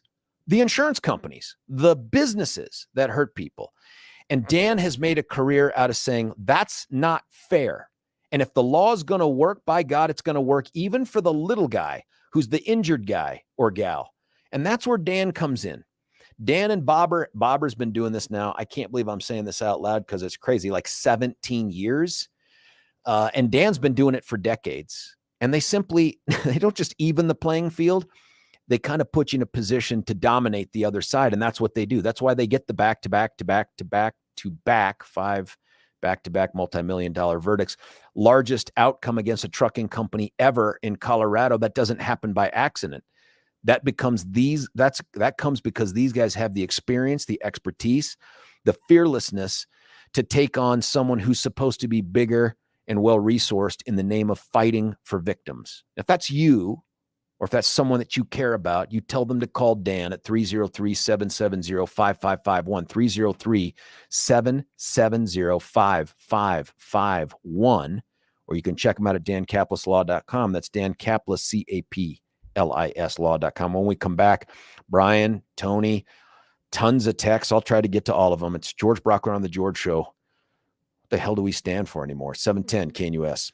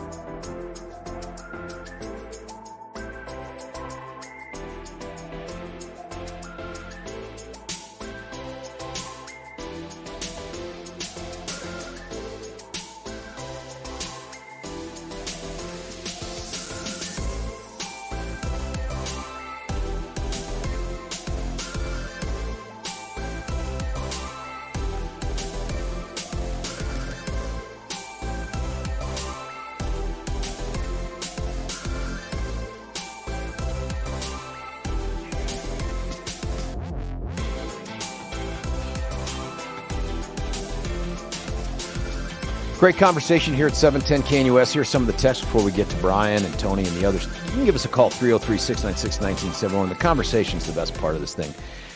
Here's one. Civil war is coming. It only takes a super small minority to stir stuff up. There are a lot of people, millions like Joe out there. Mix them up with the nuts on the left. Should we get ready? No. And I don't believe that. There aren't millions of people out there like Joe. There's Joe. Also, man is not capable of governing itself. Every republic democracy has always fell, and I think you mean fallen, into dictatorship. History's a B. We Americans are not special, and we're seeing right before our eyes how a republic rips itself apart and falls into the abyss.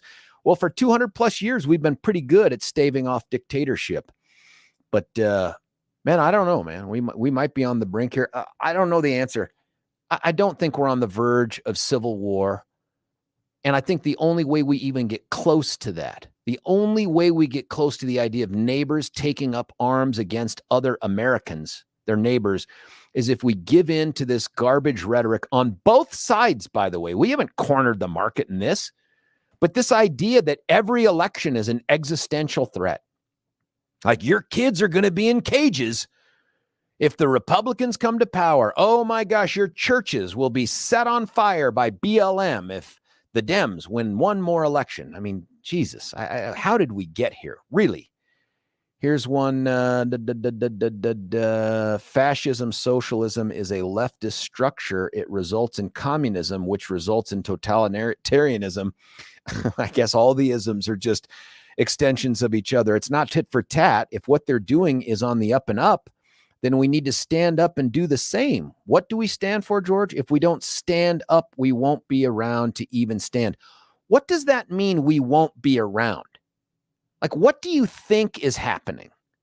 Like, do you think if Biden gets reelected, which I do not want to see, that you're not going to be physically around? They're going to come by and police you up. Other American police officers who are your neighbors are going to just bend to some ghost power out there and come and scoop you up in the middle of the night and whisk you off to Guantanamo Bay or a black site. You believe that? I mean, in no way do I think the America I want my kids to live in is the one that's idealized by the Dems. Believe me. But do I fear the fact that if Biden gets reelected, well, that's it, man. Time to move. That's what it takes. 303-696-1971. Brian from Arvada, you're on 710. Brian, what do you think, man? Hey, George, I think you're getting hung up on the word revenge. You know? Yeah. And those people saying that rhetoric, Brian, do me a favor. I'm not down for either. Would you please forgive me? I'm going to hold you on. Okay. I didn't realize I was this damn close to the end of the show. Or the end of the hour. Can you hang on? Yeah. Thanks, buddy. That's my fault, man. I'm just ranting here like Chuck Kirk. Stick around for more of it. 710 KNUS. Want to take your favorite radio station wherever you go? Well, now there's an app for that. No matter where you are, stream your favorite shows. Tap the app to listen to podcasts. Talk back to your favorite local hosts. At the tone, leave a message. Call the show. Set your alarm. Enter contests and win prizes. All in the palm of your hand. Available now for iOS and Android devices in the App Store or Google Play. And best of all, it's free. Download today.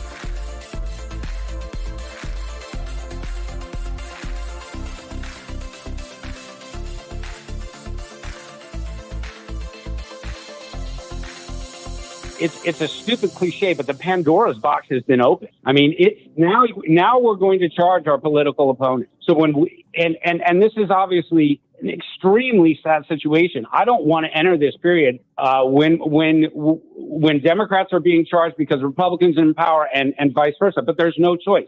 We have to take revenge at this point. We have to punch back. State attorney generals, Texas, Florida, South Carolina. There are places where things can start happening, and none of it's happening. And you talked about it a little bit before, because Republicans don't want to get negative press. We don't want to have bad things written about us by regime media. Good God, man. George Brauchler here, 710 KNUS, halfway through the show. Listen, fiery topic, but an important one to have here, because I do think that this is an existential issue, but not in the way that they've described it. I mean, if you go back and listen to what Citizen Kane has said there and agreed to by Charlie Kirk, it's that, hey, this Pandora's box is open and now we don't have a choice. That's crap. Of course we have a choice. We have always had a choice. And that choice isn't, well, they've lowered the bar for the standard of the exercise of prosecutorial discretion and power. We've got to join them. But once we join them, then what? How does this turn out? I screwed Brian by taking him at the very end of the hour, and I told him, hey, man, hang on and we'll get you back on. And I want to be true to my word here. Brian, thanks for suffering through that long break, buddy. I didn't mean to take you so late in the hour. No, thanks, George. It's an important topic. And this is Citizen Kane. I don't want to get hung up on the word revenge, because I don't think anybody should take revenge. But I think, Joe, I love his passion. Little rationale gets lost in some of his passion. But he's true, and so is the Citizen Kane, that we've got to restore the rule of law. Now, if revenge comes in restoring the rule of law and bringing justice, well, then revenge comes. It shouldn't be the sole purpose of restoring the rule of law is to revenge, but revenge is going to come when that happens. Why do you say that? Why does revenge lead to the rule of law? How does that happen? I think the rule of law will lead to revenge. Why? Because how? Because right now, George, you have these Democrat AGs bringing ridiculous, baseless charges. Not all of them, but some of them. I mean, renting a conference room is part of a conspiracy. Paying for making a phone call and asking somebody something is a conspiracy to defraud an election. George, I read the whole thing. Okay, but understand, so many of those. If you're talking about the Fannie Willis thing, those aren't things that suggest the conspiracy. Under the racketeering piece, those are predicate acts that lead to it. And the reason that's important is, you're right, the individual acts themselves aren't criminal. That's not what's being said. It's that each one of these things, and it's very different than the federal RICO statute and how those indictments are pled. This is very different in that it's every step along the way, even the legal ones, as long as the design behind them is to get you to this other illegal outcome. That's what's important. So I agree with you. Renting a conference room, that's not illegal. An individual tweet, that's not illegal. But there's steps, they're links along the chain that make the racketeering charge. I'm not telling you, by the way, it's a good charge. I'm not telling you that it isn't garbage. But if the answer to that is, well, then we've got to do the same thing. How does revenge factor into this? And that's the thing. I don't want to do the same thing, George. I don't want to take 5 puzzles and try to make one of them. Okay, like Fannie's doing. Trying to take 5 different puzzles and making one out of it, and then there's the charge. No, I don't want to do that. But I want to say, hey, I've got a video of Hunter Biden with the prostitute. That's illegal. I've got a video with Hunter Biden doing illicit drugs. That's illegal. I've got Hunter Biden and shell companies and money getting paid to the Biden family. Hey, that's illegal. So that's what I want prosecuted. And that's not revenge. No, that's Brian, just Brian, prosecute laws that are being broken right in front of my face. And don't make up laws that are not being broken. That's not what Citizen Kane and Charlie Kirk are talking about. That's not what they're talking about. Well, that's what I'm talking about, George. I know you are, but are you in agreement with this suggestion that Republican AGs and Republican DAs need to start, quote unquote, making things happen in their states under the guise of revenge, which apparently has been unleashed by this Pandora's box? Well, no, George, I don't agree with that. But they need to get off their fannies and start doing something. No pun intended. Which means prosecute these crimes that are being committed in front of our face. George, we're at a point of revolution, George. And I can tell you You right think now, that? You it's think not like arms. armed revolution? No, not taking arms up against our neighbors. But you know what? During the revolution was, we're saying it must occur. And revolutions aren't always followed by the letter of the law. Was the Boston Tea Party, was that followed by the letter of the law? Was that illegal to dump those tea in there? Those particular laws were imposed by the Brits and the king. So I don't treat those at all like the laws we impose upon ourselves, even the ones with which we disagree, right? Like those cannot be considered the same. Well, we didn't take up arms against against citizens in England. We took up arms against the government of England. But that's who's imposing laws. It wasn't us that voted for the Stamp Act and the tea tax. It wasn't us that voted for that. It was imposed upon us by someone who wasn't here. That was the whole no taxation without representation. So I get that, but you don't have that here. No, but it wasn't arms against arms. It was arms against the government who is imposing laws that aren't constitutional. And then it wasn't a constitution. It was just it's taxation without representation.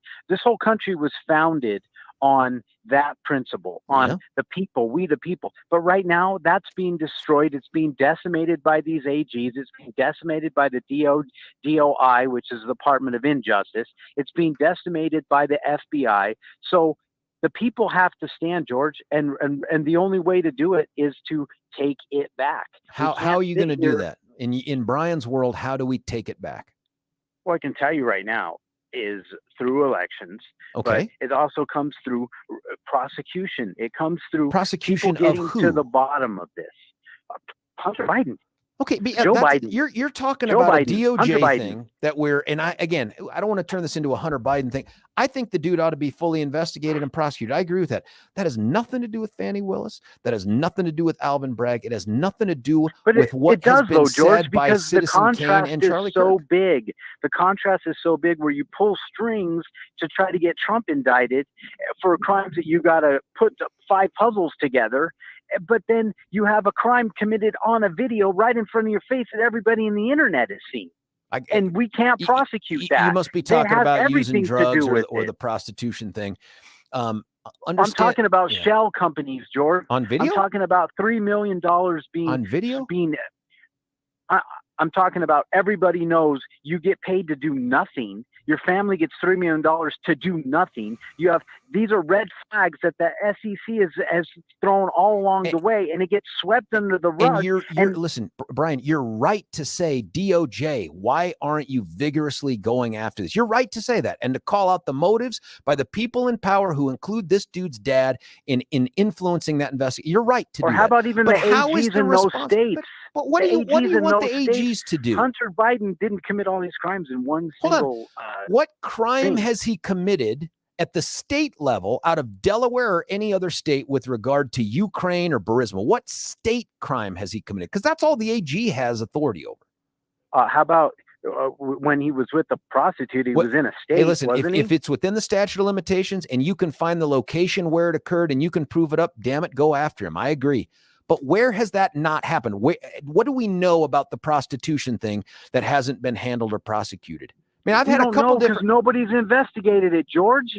That's why we don't know. You think we couldn't find this prostitute? I don't know the answer to that, We're man. finding all these honestly, people left and right coming out of the woodwork smaller for Trump. charges, I don't know the answer. You think because it hasn't been asking investigated. you what the response the must problem. be. What should the response be from Republican Investigate AGs? the left, just like the right gets investigated. So let's pretend for a moment. Hold on, Brian. Let's pretend for a moment John Kellner gets elected to be Attorney General in the state of Colorado. Right now, everything else is the same. What do you want DA or AG John Kellner to do in light of what's taken place with Hunter Biden or Fannie Willis in Atlanta? Nothing, because no crimes were committed in those states or allegedly committed in Colorado. But what I would do, first of all, is find out about this election system. I would definitely audit our election system and let bipartisan people go in there and figure out our election system, because I don't think Colorado's election system's on the up and up. I can tell you that right now. Yeah, I think mail-in balloting is so wrought with fraud. It's ridiculous. Signature verifications. You want John Kellner to just sort of sua sponte on his own decide, I'm now going to investigate the Secretary of State. I'm now going to investigate the governor. Really? Jenna Griswold. Heck yeah. For what? She's For what? I would just want to go in and change the way we do elections. I would want to go in and make sure the signature verification is done right. How is it done? Brian, and don't how is want it done? the AG, Republican or Democrat, to simply point at some other elected official and say, I'm suspicious. I'm going to investigate you. You cannot want that to be the basis for the exercise of prosecutorial authority. You cannot say, well, I'm suspicious. I'm going to get to the bottom of my suspicion. That's not how government should ever work, because it's John Kellner tomorrow. Who is it next week, next year? And what are they going to do? My God, what if we finally had a Republican governor and you've got a guy like Phil Weiser and you want Phil to look at him and go, I'm suspicious? Well, George, we have Marxists taking over this country. And here's the thing. Would you, and that's a fact. We have Marxists taking over this country that can't do it legally, so they're doing it illegally. They can't do it through the ballot box, so they're changing the ballot box. They can't do it through laws, so they're changing the laws. They can't make an argument because nobody wants to be a Marxist country, so they're censoring people, so they're controlling people, so they're taking things away. And if we sit back and say, well, let's take the high road, we're not going to have any road to stand on, George. So if you want to take the high road and lose and be a socialist country, good for you. No, I'm not going to do it. I'm not going to take the high road and lose, because you'd rather abandon your principles to get power, and then we'll go back to principles. It's not abandoning my principles. It's standing up for what's right. And if you want to play by the rules, who says what's right? We're going to lose. Playing by the rules, we've lost, George. And you think somehow who gets magically to determine now what's right? Injustice is in front of our face, George. Who gets to define justice and what's right, man? Is it each individual gets each to decide? Individual for themselves? And most people can sit here and then say, the law is irrelevant. The law is just a tool to accomplish what you think is right. George, if you want to take the high road and you want to sit here and play by the rules and lose, play by the rules is called following the law and the Constitution, by the way. This is why Colorado is blue. Because it's blue. You want to sit back and just be like, buddy. they're playing dirty, they're playing nefarious, but I'm not going to. How about get down in the dirty and expose this stuff instead of saying, well, I'm so upset about the Republicans' rhetoric. And you're more mad at the Republicans' rhetoric than the Democrats. That's not true at all, man. That's not true. But if we can't police ourselves, how can we possibly expect anyone else wants to trust us with power? And Brian, I gotta go, man. I appreciate the call. 303-696-1971. I just flat disagree, man. That when you talk about getting down in the dirty and we got to do this, the reason Colorado is blue is not because the Republicans refuse to break the law. It's not because we refuse to use authority for political advantage. That's not why the state's blue. The state's blue because we have sucked in so many Democrats from across the country for various reasons, including legalizing recreational marijuana. Because we've done that, that's why we're blue. The electorate is blue. If you're out there thinking, God, Republicans could take back over this state if we just fought a little dirtier, if we just fought a little harder, if we just had more conservative candidates, the state would go our way. You are smoking crack. That is not going to happen. Put down the pipe, man. 303-696-1971. Tony, you're on 710. What do you think, Tony? Hey, good morning, George. Yes, you opened up with a couple questions. What are the Republican principles and where does this end?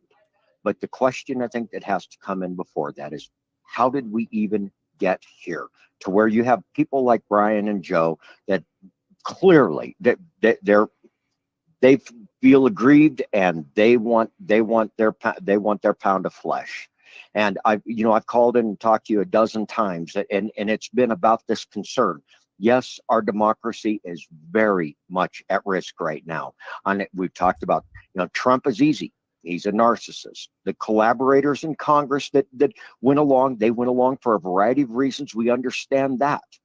The propaganda arm And these guys sound like they spend a whole lot of time with Mark Levin. And it's almost Orwellian, accusing Democrats of being the fascists when they're putting on their MAGA caps and attacking the Capitol when we're trying to validate an election.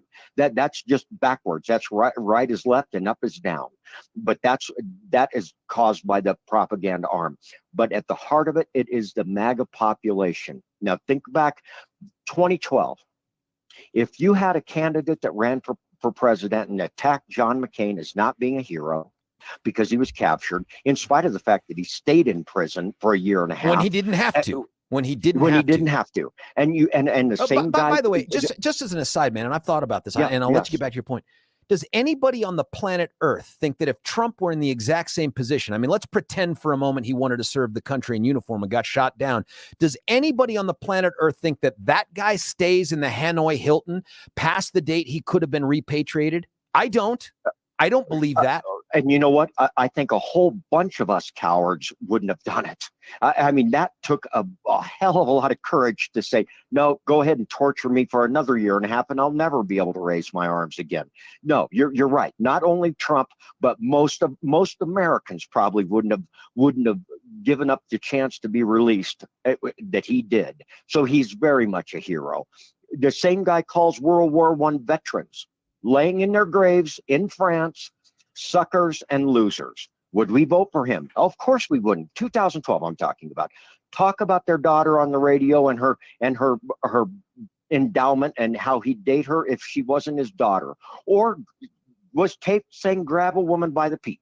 My point in going through those is prior to 2015, when he came down that escalator, we would have all in America rejected that. We no longer reject that. So something changed right there. And understanding MAGA, understanding these people and their motivations, and why do they feel aggrieved, but they're aggrieved victims. You have to get at the heart of that to understand where we are. And I can only articulate it to a certain point, and I'm good, and I have a couple points to make to you, but I'm going to say to you again, you've got to have Billy try to get on the line, get this Steve Schmidt, former campaign manager for John McCain, and then invite him on for an hour, because he can explain this far better than I. Now, on your end of it, the false equivalent of, well, are we going to do what Dems do? Let's be clear here. 2016 was a shocking election. Shocking. Obama was shocked. Hillary was shocked. Trump was shocked. Trump didn't even have an acceptance speech written. He was already loaded for bear to say the election was rigged, and then he ends up winning. I think you're right, man, because when I saw that guy come out on the stage, he was overwhelmed emotionally. Like, he had tears in his eyes, and he had that sort of look of like, what now? You know what I mean? It was like, if you remember that old Robert Redford movie, The Candidate, the movie ends where this dude has plucked out of nowhere, groomed to be the senator for California, wins, and then they go into that hotel room and he sits back on the bed and goes, what now? Like, now what? No plan. Exactly. And Trump had no intention of winning. He didn't even plan on winning. He wasn't in it to win. And by the way, this whole thing, I'm going to be the greatest pro-choice. If he thought or pro-life, if he thought he could have won as a Democrat, he would have campaigned, I'm going to be the greatest pro-choice president ever. He has no values.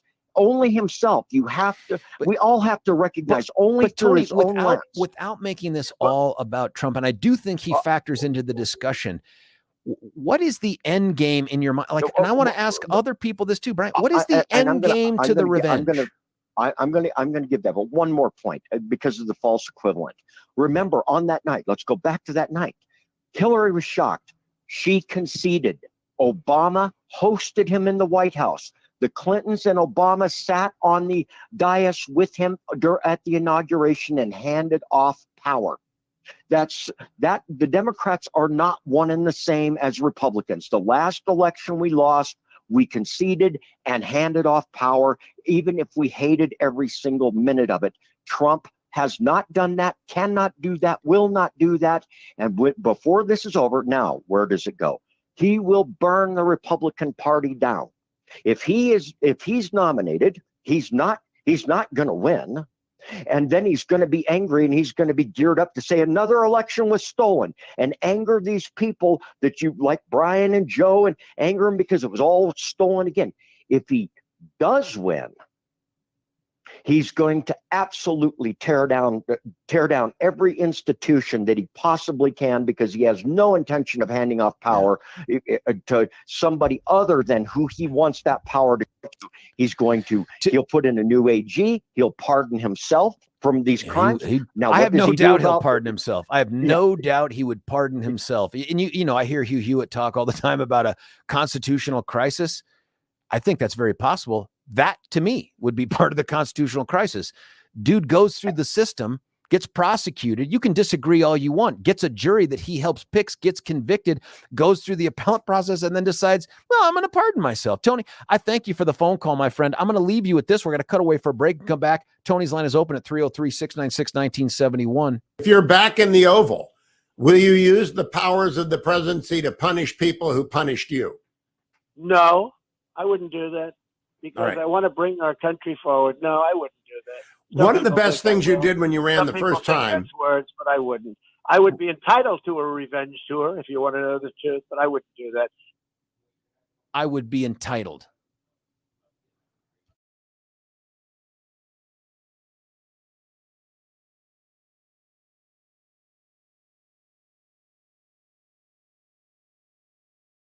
Why should you buy your next vehicle at Castle Rock Chrysler, Dodge, Jeep, and Ram? We make car shopping easy. We have a huge inventory of new and pre-owned vehicles. We can even custom order. We make it easy. Easy financing, friendly staff. And when it comes to quality service, our expert technicians keep your vehicle in top shape. Visit us today off of Highway 25 and Plum Creek, or shop online at castlerockcdjr.com. Castle Rock Chrysler, Dodge, Jeep, and Ram. Car shopping made easy. Why should you buy your next vehicle at Castle Rock Chrysler?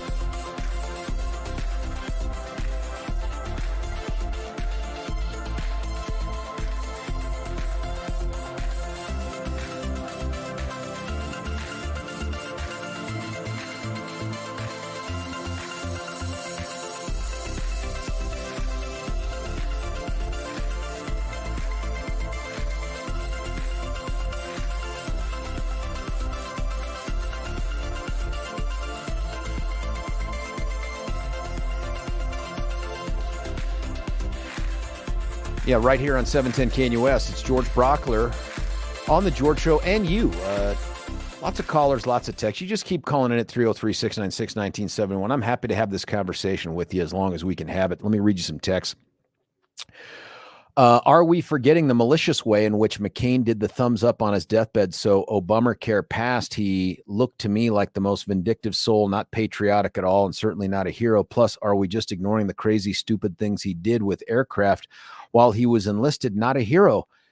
Damn, man. I mean, to be able to take a guy who did what he did, and you don't have to agree with everything in his life, and to take away from him the honor associated with the decisions he made to stay with the troops in the Hanoi Hilton rather than repatriate himself through just some wussy thing, to be able to take that away from him because you politically disagree with him, and yet you absolve Trump of every transgression of any moral law that you can think of. That's disgusting, man. Trump never once put on the uniform in defense of his country, let alone served as a POW for years. And we're going to rob this guy. I disagree with the decision on Obamacare. I think it was stupid. I didn't like McCain's politics, but you're going to rob this guy of the title of hero because of that, but you're going to absolve Trump of everything else. This is the problem. This is part of the problem here. We think revenge is okay because Trump says it. I'd be entitled to a revenge tour. I don't think I'd do it. I'd want to move the country forward. Does anybody believe that? Come on, man. Here's another just came in. You and Tony are going down memory lane and speculating on the what ifs while this current administration is literally tearing the country apart. You say that we shouldn't have to take up arms, and I totally agree. So how else can we fight back? How about win a damn election? How about convince voters your position is more right than theirs? Instead, we speak to that small minority can't win an election with them base by saying, we will avenge you. We will get revenge on them for what they did to us, maybe, but what they did to Trump for sure. See you, Billy. Deflect. Blah, blah, blah, blah. Here's one. I think Trump made up for his remarks by really supporting the military. Biden hasn't been doing that. Trump went out of his way to make sure that the VA took care of the military and many other things. And maybe that man that you're talking about now needs to realize that Bill Clinton should make America great again. I'm not sure I understand that. I applaud Trump for supporting the military, but let's also be clear about this too. He thought the military belonged to him. He actually used the words, my generals, my army, my Navy, and then marched them out for a photo op to go from the White House across the street to a church. That's not what the military's there for, a photo op for you to hold up a Bible in front of a church.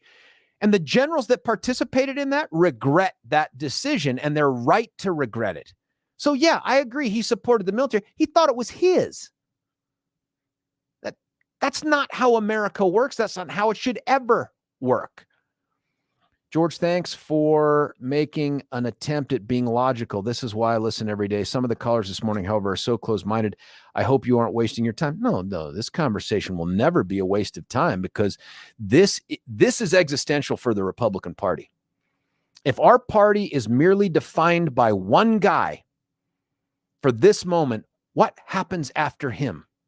Because this is so much more about personality. That's why we've agreed that revenge is okay. I think we're speaking to some core darkness inside of us. And it's not ideological. It exists in everybody. But we've somehow made it okay because the guy at the top of the party has said it's okay and said it's appropriate and encouraged people to think in those terms. And so we're like, yes, it's good for us too. It's okay for us too. Where does this end? Let's say we win everything. Now what? The other side's just going to be like, well, you guys have convinced America. We're sold. I guess we'll just disagree in peace and go on about our business. And then we get back to the America we loved before. Is that how you see this playing out? All we do is keep digging below the next guy. We keep lowering the bar for behavior and using their behavior as justification for it. What principle is that? We believe so much in a restrained exercise of government that we're going to encourage Republican DAs and AGs to use their authority for political revenge. What? How is that a conservative principle? 303-696-1971 is the number. John from Englewood, you're on 710. John, what do you think? Hey, George, thanks. I want to go back to your statement. You said it just a few minutes ago, Sure. too, that if the Republicans would police their own and the Dems would police their own. Yeah. I wanted you to think back. When's the last time the Dems have ever policed their own in the last 35, 40 years? When? Can you name an instance? Yeah. How about the rejection of Bernie Besides Al Sanders? Franken. Hold on. Bernie Sanders as rejecting him as the nominee for president of the United States. Oh, that was a candidate, George. I'm talking about for something a wrongdoing. Who did they ever police? Yeah. Listen, I don't. Didn't Hillary's campaign basically screw Bernie on that one? So they might have got through. She eliminated Bernie, but name somebody other than Al Franken who they ever policed. Yeah, I don't know that it takes place other than at the ballot box, man. Or if you're looking for, hey, when's the last time a Democrat prosecuted a Democrat? I don't have it at the tip of my fingers, but I absolutely guarantee you it has happened. Well, and then Tony, I think it was Tony talking about basically making Trump the start of all evil. I think it goes back to the country was a really great country. I'm a lover of Ronald Reagan. I thought he did a great job. Me too. But we started to go downhill with Bill Clinton when we let that we basically okayed what he did. And the Dems have been on, they took revenge when we tried to impeach. Well, we did impeach him, but just wasn't convicted of Bill Clinton. And it's just been revenge in act ever since. So it wasn't beginning with Donald Trump. He's no saint for sure. No, but man, and I don't want to relitigate this, but are you telling me that the impeachment of Bill Clinton you thought was appropriate? Dude lied under oath about an affair that he had, which is disgusting. I get it. It's scurrilous behavior.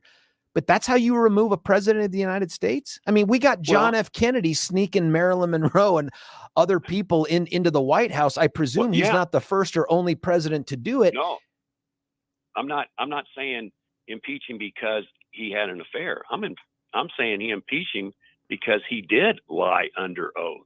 And then went in front of the American people and said what he said to all the people. So, today's world, if you say something that is not true, you're going to be prosecuted. So Bill Clinton, he was the chief. He wasn't impeached for what he said to America. He wasn't impeached for that. And I would never tolerate anyone being prosecuted for what they said in a speech like that. That doesn't make any sense. So you don't think lying under oath isn't a big offense? No, I think perjury is absolutely a big time offense and a crime. Is it the kind of thing that you unseat a president for in the context in which it was done? It wasn't like he was testifying about bribery. It wasn't testifying about how he violated his oath to the Constitution or the country, or he was taking money from foreign countries. I just think those things are different. The perjury here, important and a crime, and he should have lost his law license and probably should have been criminally prosecuted. But do you take a presidency away for that kind of a thing? Because you're right. Once that happened, we then unleashed the hounds. And now the Democrats have lowered the bar even further in the name of that, saying, well, now we're going to go after Trump for the garbage they went after Trump for. And now our response isn't, hey, let's get back to some sense of normalcy, dignity, morals. Our response is, let's go get them too. Let's do it to them too. Let's impeach Joe Biden. What for? We don't know yet, but we know it's out there. So who is going to disarm first, George, in your it's not about disarming. I'm not asking anybody to disarm. I'm saying I am not, man. That is wrong. The rhetoric of Charlie Kirk and Citizen Kane isn't to just defend yourself. It's we've got to revenge. We've got to go get them. We got to make things happen. That's not. I'm asking you, George. The opposite of that is not disarming, man. The opposite of that is not disarming. I'm saying don't go take the gun you're entitled to have and walk across the street and shoot your neighbor because you disagree with them because they're a Biden supporter. That's what I'm saying. Is that disarming? No. That's the responsible use of governmental authority. What happened to the conservative principle, John, that we want a restrained government to only act when it must act? That's a conservative principle. And now we're saying, now you should go after your political opponents. Conservatives are walking across the street shooting their Biden supporter. I believe the summer riots were all the left. I believe the BLM riots. What happened in Denver here? With the people Agreed. hurt? Those weren't conservative. Now what? Agreed. Well, now no, what? I'm just saying, we're not the ones initiating the action. What are they going to do? Listen, we've not done anything. We get to decry them, and I did, and I will continue to. We get to. Them. That really was punishable. That punished them. That's like you want to see them prosecuted. Change out the people who have their hands on the levers of government. In Denver. Yes. That's who would have prosecuted them. That's right. That's who would have prosecuted him. But when they don't, now what? Now the answer is Denver can break the law. So wait a minute. So the answer is a Republican DA, let's say it's John Kellner in the 18th, and you have a bunch of pro-life protesters go out there and they do the same thing. They go to the Arapahoe County Commissioner's office and they trash it night in and night out for weeks. Because Denver's DA didn't do anything to the BLM people, you think John should stand down on those protesters? No, or do you, he would do it. That's right. Because that's what Republicans do. That's exactly right. We follow the law. We enforce the law. We follow our principles. That's not what Charlie Kirk and Citizen Kane and the rest of the talk radio heads are saying. They're saying, let's lower the bar on the exercise of governmental authority to go get people based on their politics. That's the only way you can interpret what they say. And do you agree with that, John?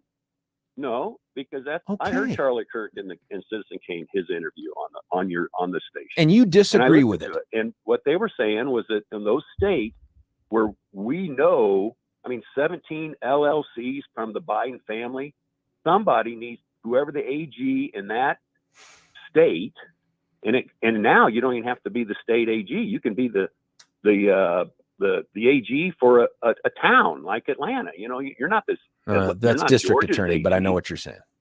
You know what I mean? Yep. District attorney or whatever they call them. She's calling herself the district attorney for Fani Willis. Yeah. But they're saying, hey, someone in Delaware could do it if it was Republican, could go after Joe Biden for his 17 LLCs. So they're just saying use the law where it can if they had Republican district attorneys or AGs. They're not saying, but use it for what law. Purpose? Because what I didn't hear is him say justice. I heard him say revenge. We must punch back. Well, I think revenge. They said, no, it wasn't revenge. It was to try to say, stop what you're doing. Because Dude, why would he use the word revenge then? Was he wrong? Did he just misspeak? Well, Kane might have used the word. Charlie didn't use the word. He did. No, but Charlie was like, yeah, and nothing's happening. Charlie didn't disagree with him. Charlie was on board with him. In fact, if you listen to the interview, you heard Charlie up in the front say, you've now got to take sides and you can't just sit on the sidelines. And if you're a Republican DA or AG who won't do this, then you should just leave office and I'll respect you. You can go join a country club. You can go sit as an elder on your church board. You heard him say those things. Yeah, I heard him say that. Yeah. So he's talking about the exact same thing. If you're not, and the idea that an elected DA or AG is not acting because they're afraid of the New York Times or the legacy media, point to that person. Who is that person? Because I don't know him. It's a straw man. John, I appreciate the phone call, man. Good conversation. 303-696-1971. John's line is open. Frank and Barbara and these other texts that are so texting in, George, you need to calm down. Do you ever text into Mark Levin, you need to calm down? Or Charlie Kirk? My guess is you don't. Listen, let me tell you about someone else who gets it done all the time for you, and that is Gay Rebel with Empower Home Team of Keller Williams. I keep reading articles every day. I just saw an article today that said, are we going to see 8% mortgage rates? Holy smokes. We're up at an average of over 7 now. Listen, if the interest rates are going to climb that high, it may be time to pull the trigger on selling your home for top dollar and moving into your dream home for the best price for you and your family. There's only one person to call when that's the consideration, and that's Gay Ribble. Now, you can reach her at 833-301-SOLD. That's interesting because it says sold. That's what she does. 833-301-SOLD. And the reason they can do that is because right now they have more than 14,000 buyers in waiting in their program. The reason they have those buyers in waiting is because they do things other realtors won't, like they will make you a promise. It's called a guarantee, and that's the guarantee to sell your home for the price and in the time that you guys agree to. And if not, they make it right with dollars. That's what happens. That's why they sell on average for more than other realtors, faster than other realtors. Why not put yourself in a position to get the benefit of all that expertise, all that integrity? Gay is a wonderful person too, and I've talked about her commitment to families before. We'll do it again in the future. Just know that you can go to gayhasthebuyers.com, GAYE hasthebuyers.com, or 833-301-SOLD. When we come back, it's going to be Frank and Barbara, and then Joe. It's George Brauchler, 710 KNUS.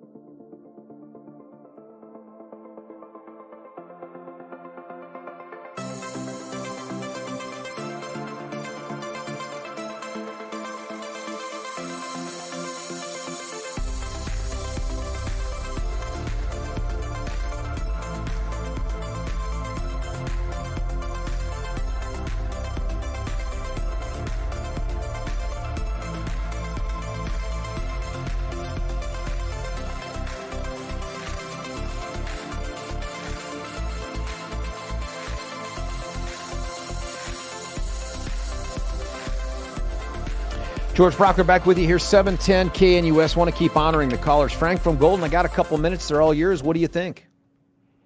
I'd like to at least reference back to A Man for All Seasons with the discussion of Thomas More and Roper. Roper is shocked that Thomas More would give the devil the benefit of man's law.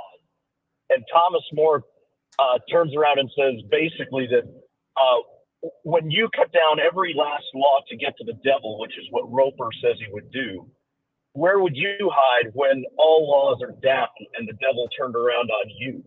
Yeah. And that's exactly what we're doing here, because the obvious answer is, and Thomas More says, you know, do you think you could honestly stand in the wind that would blow then? And of course he says, give the devil the benefit of man's laws, because they're man's laws, not God's laws. And I think that that's where we're getting hung up here. The Republicans are all viewing Biden as the devil and want to hew down every single law or every single principle to get to him on the potential that he violated the law, all in a tit-for-tat way on things because they prosecuted Trump. The Democrats have basically politically prosecuted Trump. The difference being, it seems to me that at least on one or two of these indictments, Trump violated the law. So he's getting the benefit of man's laws. He's going to raise his defenses, let things work.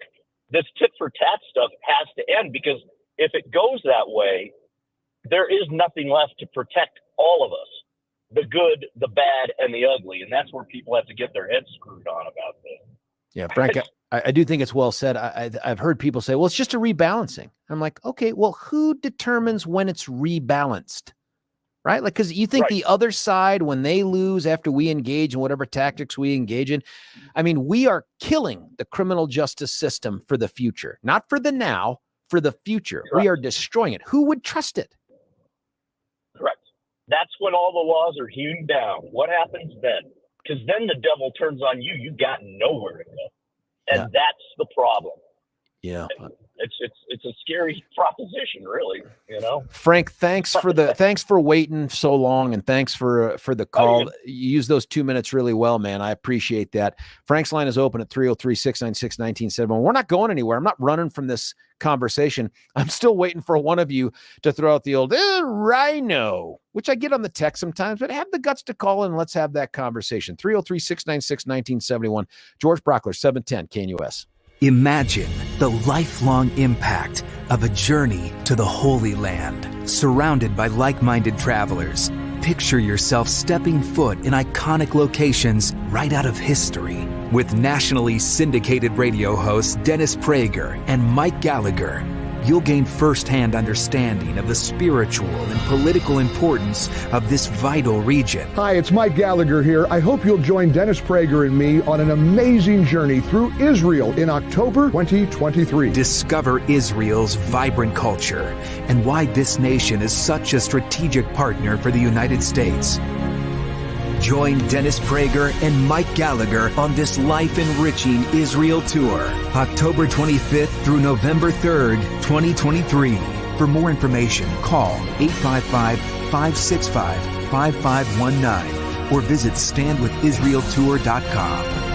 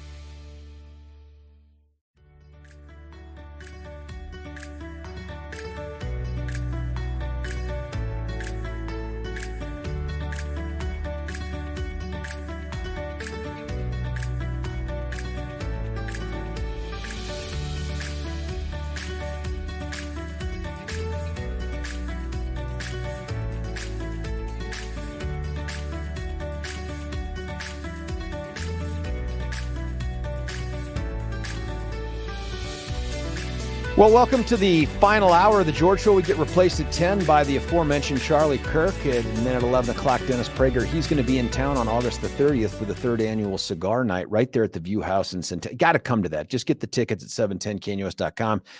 You get the premium cigar, the first drink, the carving station, which again, probably a meat product, but it could be wood or soap. And either way, that's still pretty cool, especially if alcohol and cigars are involved. But get your tickets, come to that. I'll be there. Stefan will be there. Deb will be there.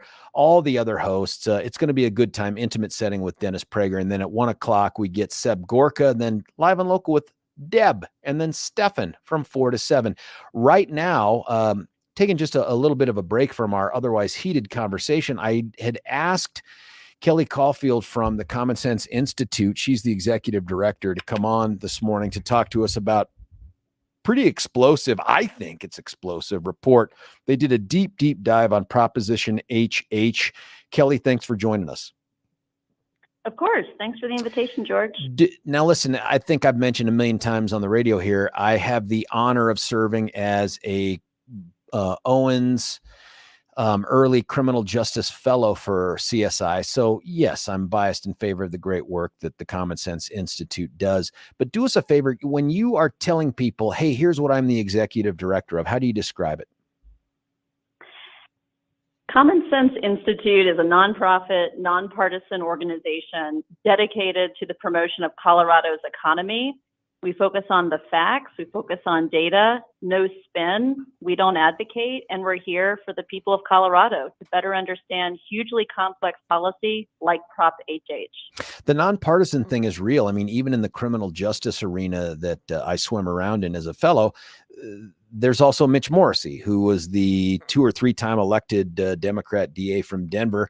And really, it's an attempt to try to take some of the politics out of policies and just really get to what the real numbers show. You have economists on board, wicked smart, not all that entertaining, but wicked smart. And they take apart these issues, and you then bring other experts into the fold. And you did a deep dive on HH with a guy named Lang Sias. Folks may remember Lang as an elected representative. They may remember he was the nominee for lieutenant governor a couple cycles ago. They may remember that he is a Top Gun guy, a Navy veteran, but still a good person. No, I'm kidding. That's a shot at the Navy, Kelly. Would you talk to us first about what HH is and why did you guys want to take a look at this? George, this issue, Prop HH, is going to be the most important issue on the ballot this fall. And we think it's the most complicated ballot measure ever presented to Colorado. Wow. What does it do? So that's right. So, here at Common Sense, we want to get the information out early. We want to equip Coloradans with the facts. And the bottom line is this was a measure designed to reduce property taxes and to provide some relief. But what we want to share is any gain in property tax reductions could be outweighed by long-term pain in state tax increases to a tune of an additional $9 billion will be collected if HH passes. The HH thing, I know that Advance Colorado, which is unrelated to CSI, had taken their own approach to trying to get this distilled down to a single issue ballot question through the courts. The courts, however, saw it differently. And at least for now, it continues on in its current form. You guys start to take this thing apart. What did you discover about it? So let me unpack some of the key findings of our report. If Prop HH passes, the increase in property taxes will be slightly less than under current law. But here's the key part, George. Households could lose, this is dual households, joint filers, a little bit less for single, could lose $5,100 in Tabor refunds over the next decade. This feels like a wolf in sheep's clothing. We're here to provide the facts and help voters understand, yes, there could be a slight decrease in your property taxes, but you will be paying for it dollars. That's our best estimate in Tabor refunds over the next decade. Now, does this thing at all, does HH at all even reference the Taxpayer Bill of Rights? It's a good question, George. I'd have to double check the measure, and happy to get back to you on that. We've been talking to business leaders, civic leaders, advocacy organizations, policymakers, and it's not something well known by even some of our most sophisticated policy leaders in the state. So I don't think so. I don't think it does either. And I've read through the language. Here's some of the stuff that you guys found, your key findings with this dive into HH, that if this Proposition HH passes, Colorado will be able to collect and spend an additional $9 billion. Now, that's crazy when you consider how quickly the state budget has grown just over the last 10 years. It has exploded. I don't ever remember looking at the state government and thinking, it's not big enough. We need to spend more. I don't understand how we got here, an additional $9 billion. The other thing that the findings say are that HH authorizes a 25% increase in the annual growth rate in the state spending limit. Wow. That's right, George. Adding dollars to what you said, and you're right, was the state's largest budget on record last year. So this is a 25% increase. And there's really more, George, to unpack here, because something that people should know is if this was extended by the state legislature, which they could do without voter approval at the ballot, if HH passes, if they ever wanted to extend this ability to have this increased state spending limit, that produces an even higher net tax increase of $21 billion. Dang, that's a lot. My guess is, though, too, the HH people have said, hey, it's going to lead to a decrease in your property taxes. What about that? That's right. I think that is, the intent, I think, of many of the leaders in the legislature, other state leaders, was to provide some property tax relief. And George, let's face it, this is a 40% CSI, Common Sense's estimates are showing that county assessors are indicating home values across Colorado increased 40% on average over the last 2 years. I'm a resident of Denver. I've seen, I think, a 33% increase. And this is amounting to some real pain for the household budget, right? This is between $1,000 to $1,700 increase in Douglas County. This is a true problem. And I think there is an attempt here to reduce, to provide some, relief. But the big message that we hope our analysis brings the average taxpayer is it comes at a cost. It comes at a cost because it's increasing our state taxes. You will lose your Tabor refund, the reduction, maybe not completely, but it will come at a loss to you of $5,100 over the next 10 years. And renters don't fare as well. That's what I was going to ask you, is who are the biggest losers under this thing? And I hate to say the word losers, right? I've been a renter too. I was a renter for many years. But it's important that people have the facts, George. We have almost 40% of Coloradans are renters. This matters. And these, if you're a joint filer and you're a renter, you're also going to lose that same number I said, that estimated $5,100 by our best estimates and projections in Tabor refunds over the next decade. And you will not get that property tax relief. You will actually get more pain because we know landlords will likely have to pass on this increase in taxes to their tenants. So it's a lose-lose for renters, and that's a huge portion of our population. I think that is something that the folks that push these kinds of measures always fail to account for, or maybe they don't care. And that is the idea that if you target the business owner, if you target the property owner, it just doesn't come out of their pockets. They don't just go, oh, well, government got me. I guess I'm just not going to I'm not going to make a profit this year. They pass those things on to the people that this law is purportedly supposed to serve. It's just a tax by another means. And that's what's going to happen to poor renters out there. That's right. I really do think if landlords choose to pass on that property tax, and it's usually the case, renters are likely to see an increase in rents over time as well. And that's coming at a time when we're dealing with inflation, we're dealing with a housing crunch already. The timing's not right for this kind of solution. Well, listen, this is great stuff. How can people get into the details of what was done here? I love the treetops here, but there are some folks who are like, I want to see exactly how they came to these conclusions. How can they do it? So go to our website. It's a mouthful, as George knows, but it's a good one. CommonSenseInstituteCO.org. CommonSenseInstituteCO.org. At the very top of our website, you'll see that full report. This is 40 pages of all of the analysis. We do a deep dive on where the money is going. We look at different revenue scenarios. We even lay out some other options that may be coming next year.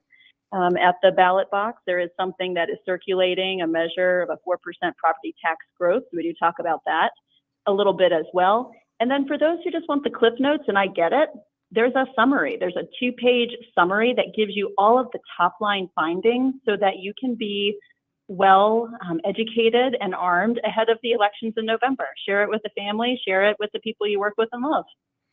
Kelly Caufield, Executive Director of the Common Sense Institute, and you can find them at commonsenseinstituteco.org. Thanks for continuing to do the heavy lifting on this stuff, especially in advance of voters' decisions on it. We'll have you back on in the future.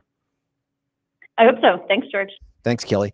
Hey, listen, I don't want to cut away for a break yet. I want you to go take a look at that report and pass it along, honestly, through social media, email, whatever, because this is the truth of what HH has. It is a wolf in sheep's clothing. It is a Trojan horse. It is going to do far more damage than the proponents are going to advocate for you. These are people that want to grow government. They don't want to put money in your pocket. They want to put money in government's pocket. Check it out. Now, listen, I want to get back to our topic at hand here right after I tell you about a different kind of pain. No, not economic pain, the kind in your neck or your lower back, the shoulders, knees, any of the other joints, of the options that you have out there. And that is a whole bunch of pills prescribed by your doctor. And man, if you're a pill person, great, have at it. That's not long-term solution. That's a short-term solution.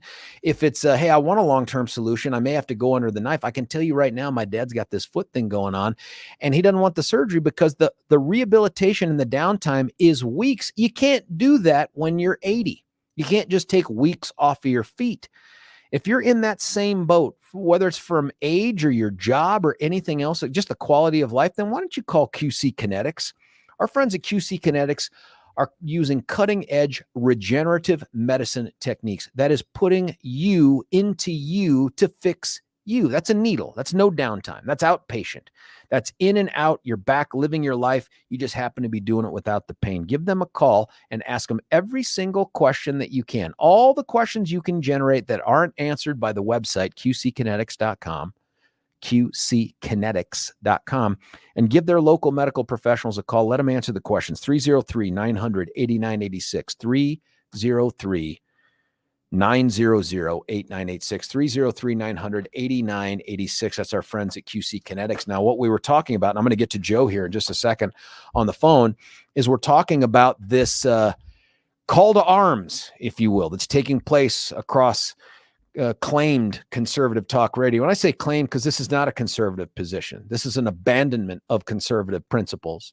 This is an abandonment of Republican principles. If the only thing that matters is just victory, well, let's get to power and then we'll get back to principles. No, we're dead if that's the path that we're going to take. Meanwhile, we've got guys like Citizen Kane on the Charlie Kirk show saying this, and listen to the words he uses. It's a stupid cliche, but the Pandora's box has been opened. I mean, it's now we're going to charge our political opponents. So when we and this is obviously an extremely sad situation. I don't want to enter this period when Democrats are being charged because Republicans are in power and vice versa. But there's no choice.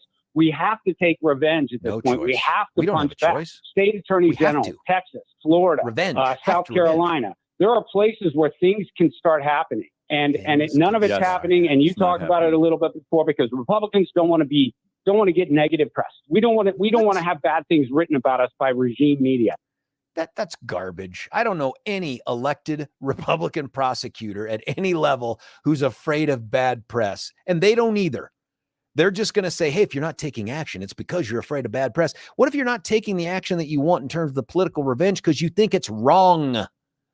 What about that? Do you know what all of this stuff, this drumbeat of, hey, it's existential threat, we're going to lose the country, we've got to take, all of this reminds me of a hell of a scene from a classic movie from the 70s. Maybe you remember this one. I don't have to tell you things are bad. Everybody knows things are bad. It's a depression. Everybody's out of work or scared of losing their job. The dollar buys a nickel's worth. Banks are going bust. Shopkeepers keep a gun under the counter. Punks are running wild in the street, and there's nobody anywhere who seems to know what to do, and there's no end to it. We know the air is unfit to breathe, and our food is unfit to eat.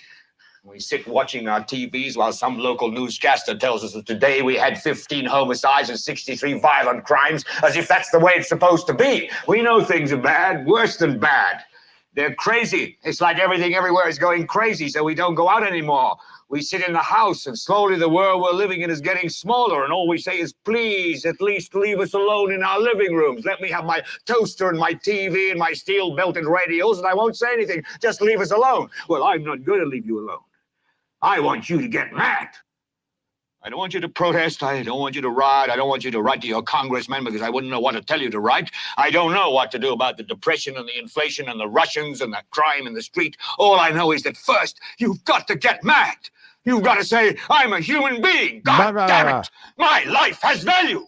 So I want you to get up now. I want all of you to get up out of your chairs. I want you to get up right now and go to the window, open it, and stick your head out and yell, I'm as mad as hell, and I'm not going to take this anymore. I want you to get up right now.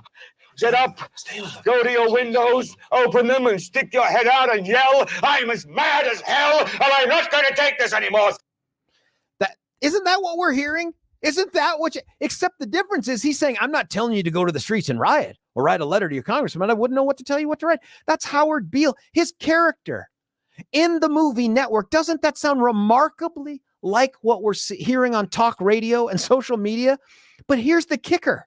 Howard Beale in that 1976 Network classic was insane. He was crazy. But it was the crazy guy that was speaking the truth that got the people to watch it and turn it. Do you remember that? Is that you? 303-696-1971. Joe from Denver. You're on 710 KNUS. Joe, what do you think? Oh, I think I was young, but I remember that on TV, and surprisingly, it was controversial. Yep. You know, his language there. That's right. But no, I just wanted to comment that, I always hear a lot of people frustrated, and what I think most folks don't realize is a lot of these things that drive us nuts, that we look and we call the swamp and blah, blah, blah, they're all technically legal. Whether Hunter Biden has 17 LLCs, doesn't matter. Trump has dozens of LLCs. Pick a politician, they probably all have LLCs. It's basically the swamp, and we keep, it's just a tennis match back and forth. It's not even a sway or a pendulum. It's just we're down to boom, everything's hard right, boom, everything's hard left, just depending on who's in power. And voters are getting, I think, sick of that quicker and quicker, and that creates a faster ping pong match or tennis Well, so match. Joe, do you agree or forth. disagree with what Citizen Kane and Charlie Kirk were putting out there?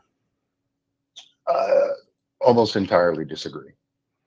What's the answer? What do we do?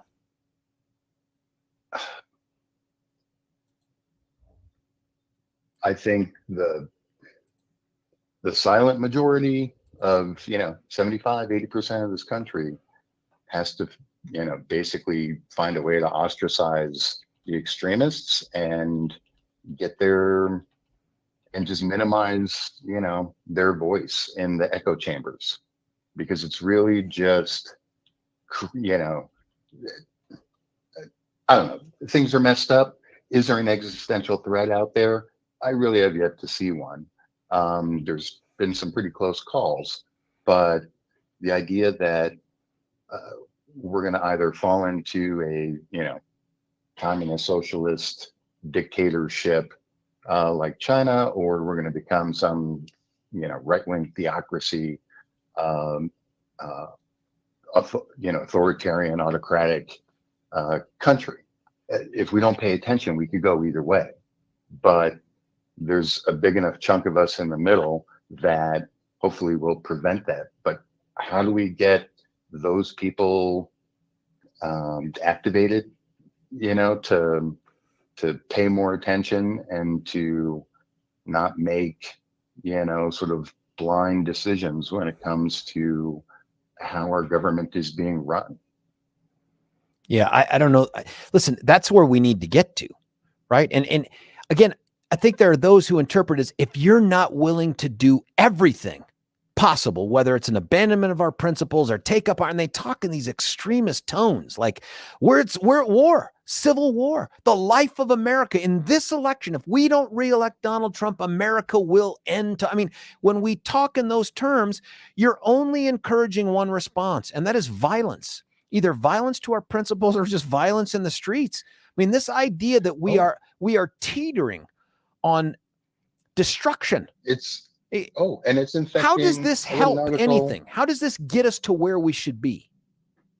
It doesn't. It only benefits those people who are telling you that there's an existential threat and are running an ad in between or asking you for a donation.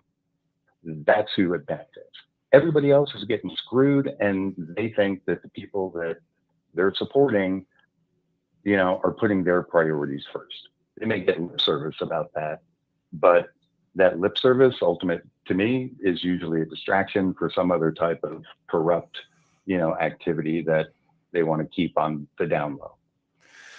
Joe, I appreciate the call, my man. Thank you for this, and keep calling in. I want you to go to your window, and I want you to stick your head outside, and I want you to yell, "I'm as mad as hell," and I'm willing to attack our institutions and other Americans because I'm mad as hell, because somebody has got me so spun up over the idea that not that we're going a direction I don't want us to go, not that the people that are in power don't hold my values or principles, but that the world is coming to an end and it begins with us, that we are coming to an end. Because is that it?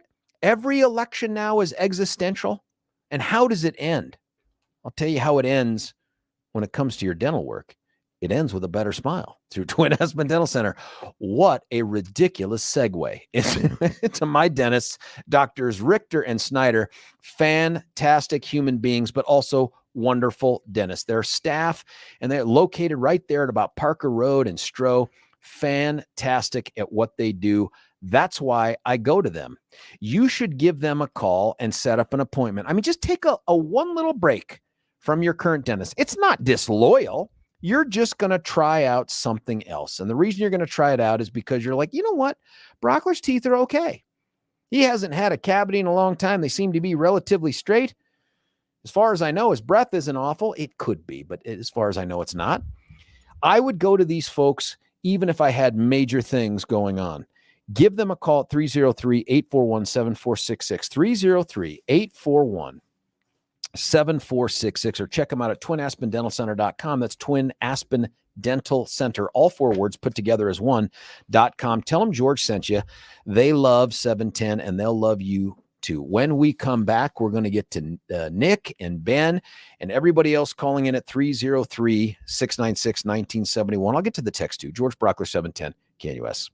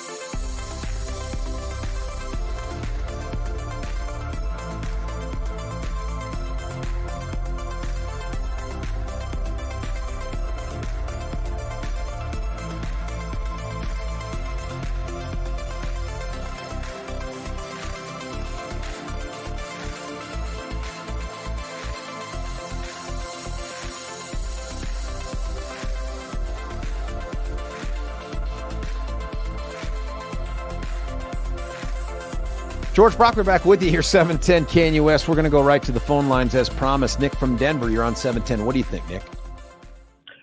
Thanks for taking my call. I think the major problem you have is that people have a hard time getting accurate information. They have to look and you have to be really persistent and look in 5 or 6 different spots. We need a central clearinghouse, probably online, where people can see exactly in a very abbreviated form what's actually going on. There's so much information out there, and this is done on purpose. Who would be the source of that information? Who do you trust to give you whatever that information is? Well, I guess you could use the state of Colorado's own figures. So in case somebody says, well, where did you get these figures from? Well, we got it from our own state government right here. On which issues, though? Like the stuff that's plaguing us right now, that's causing people to talk about revenge, are things like, prosecutorial discretion. Like, what is it? What information could be given to you that would answer that? Well, for instance, people really are not aware how much money the Colorado government actually spends, because that information is spread out over different areas.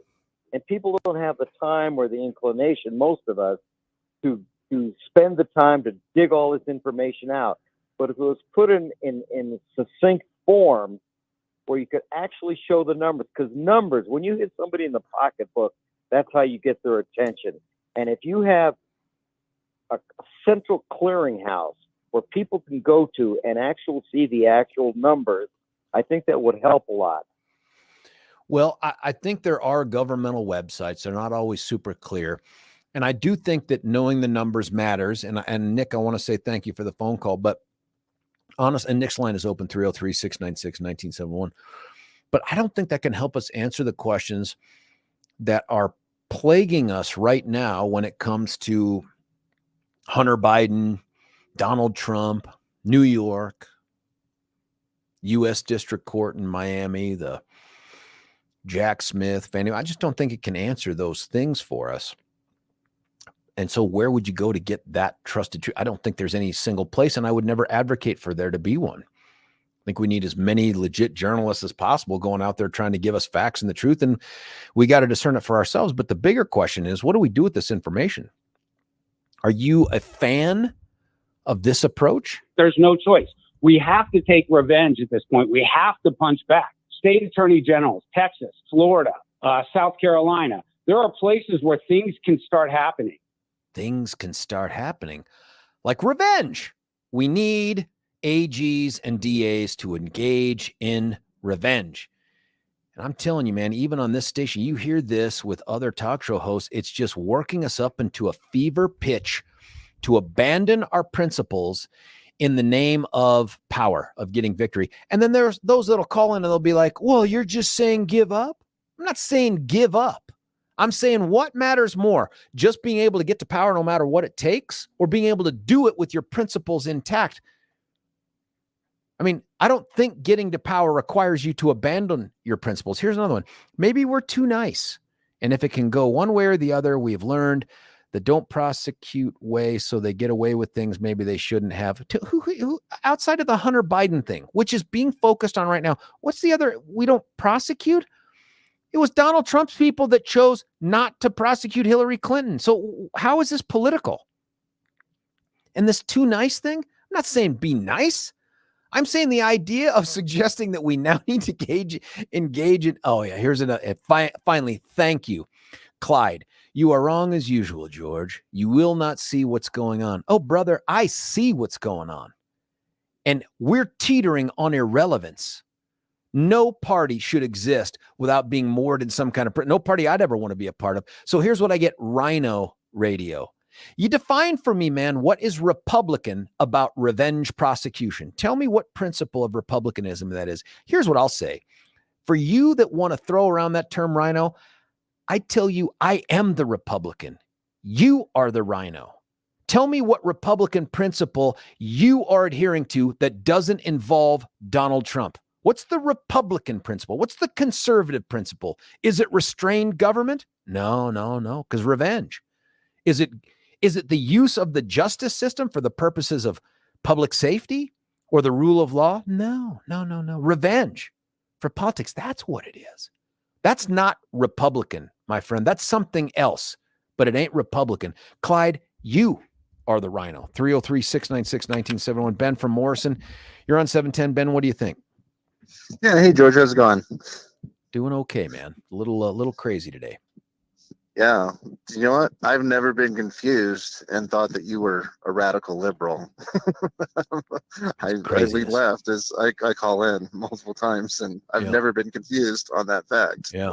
Like, you are definitely a pretty staunch conservative. That's and you know that's what I'm saying. But if you're a Trump Kool-Aid drinker, anyone who's not Trump all day long and let's do things out of anger and revenge and power is the only principle.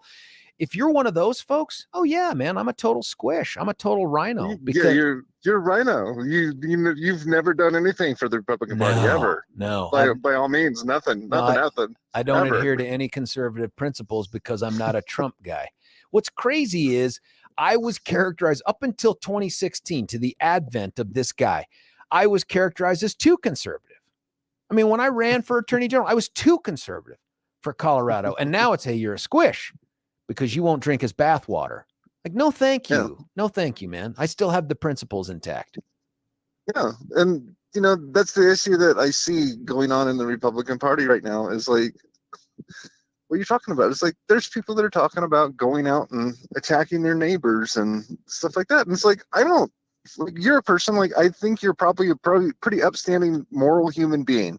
I think you probably raised a great family. It sounds like you've had your kids on the program before. They sound like great kids.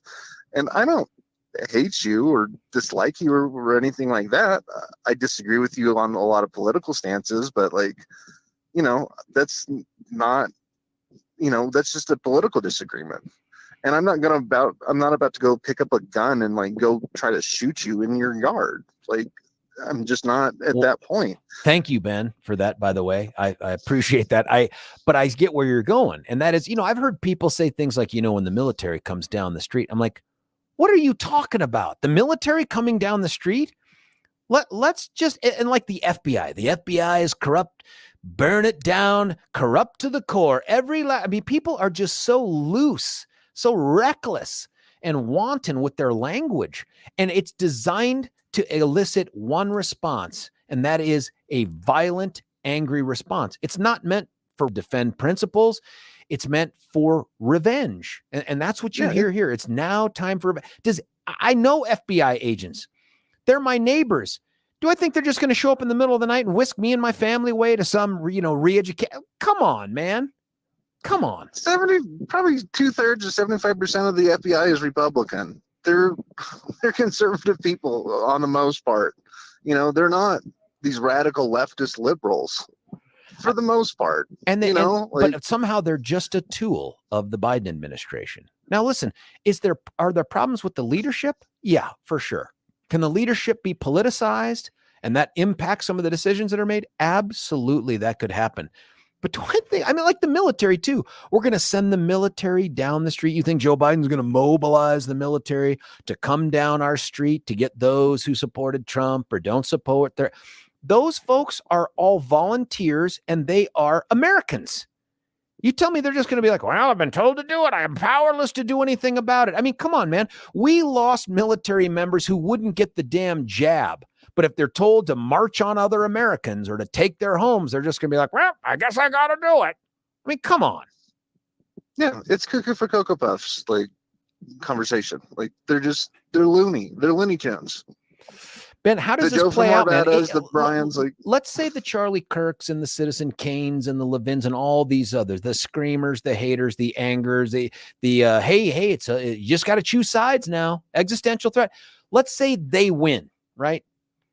What next? What happens? We all just go back to normal? And we're like, okay, now that we've got power in the right hands, now we're going to go back to the America we loved. I doubt they do win because I think they're pandering to 30%, 35% of the country, and the other 65, 70% are not on board with any of this stuff and are more sensible. So I don't see a pathway for them to actually get this stuff done. So they'll pander to some of these dopey people. Unfortunately, I think a lot of them are elderly and just don't know any better. But I don't, you know, and I don't know if they're elderly or not. I mean, I don't know if that's it. There is something in a certain segment that this speaks to, this anger, this hatred, this revenge. This is this us versus them. This, we can no longer have principles unless we have power. I mean, all this stuff. I don't know. Ben, listen, I appreciate the call, my man. Thanks for being on hold too. I got to cut away for a break, and we're going to come back and get Tom and Russ and others with the time we have left. But I can't do that until I tell you about, this is a guy, this is a principled guy. This is a guy who adheres to the principle that the best way to do business in America is with a handshake and looking you in the eye. His name is Mitch Floria, and he has a business he started when coming here from communist-controlled Romania under Ceausescu as a kid. Came over here, started with nothing, and has built a hell of a family, a hell of a business. And he wants to use that business to make your house even better than it is now. So you're looking to upgrade that kitchen countertop, that bathroom countertop. Why not call a real patriot, man? Why not call Mitch Floria? This is a guy who puts his reputation on the line every time he takes on a job, and he always overachieves.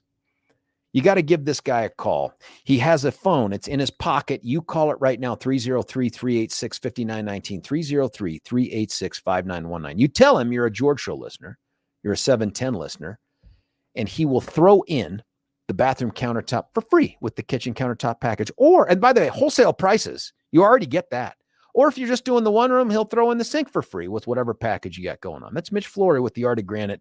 Do yourself and your home a favor and give him a call. Listen, when we come back, it's going to be Tom and Russ and Neil, and I can't get to all the texts. There's some really great points in here. I just can't get to all of them.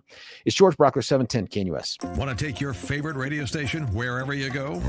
Well, now there's an app for that. No matter where you are, stream your favorite shows. Tap the app to listen to podcasts. Talk back to your favorite local hosts. At the tone, leave a message. Call the show. Set your alarm. Enter contests and win prizes, all in the palm of your hand. Available now for iOS and Android devices in the App Store or Google Play. And best of all, it's free. Download today.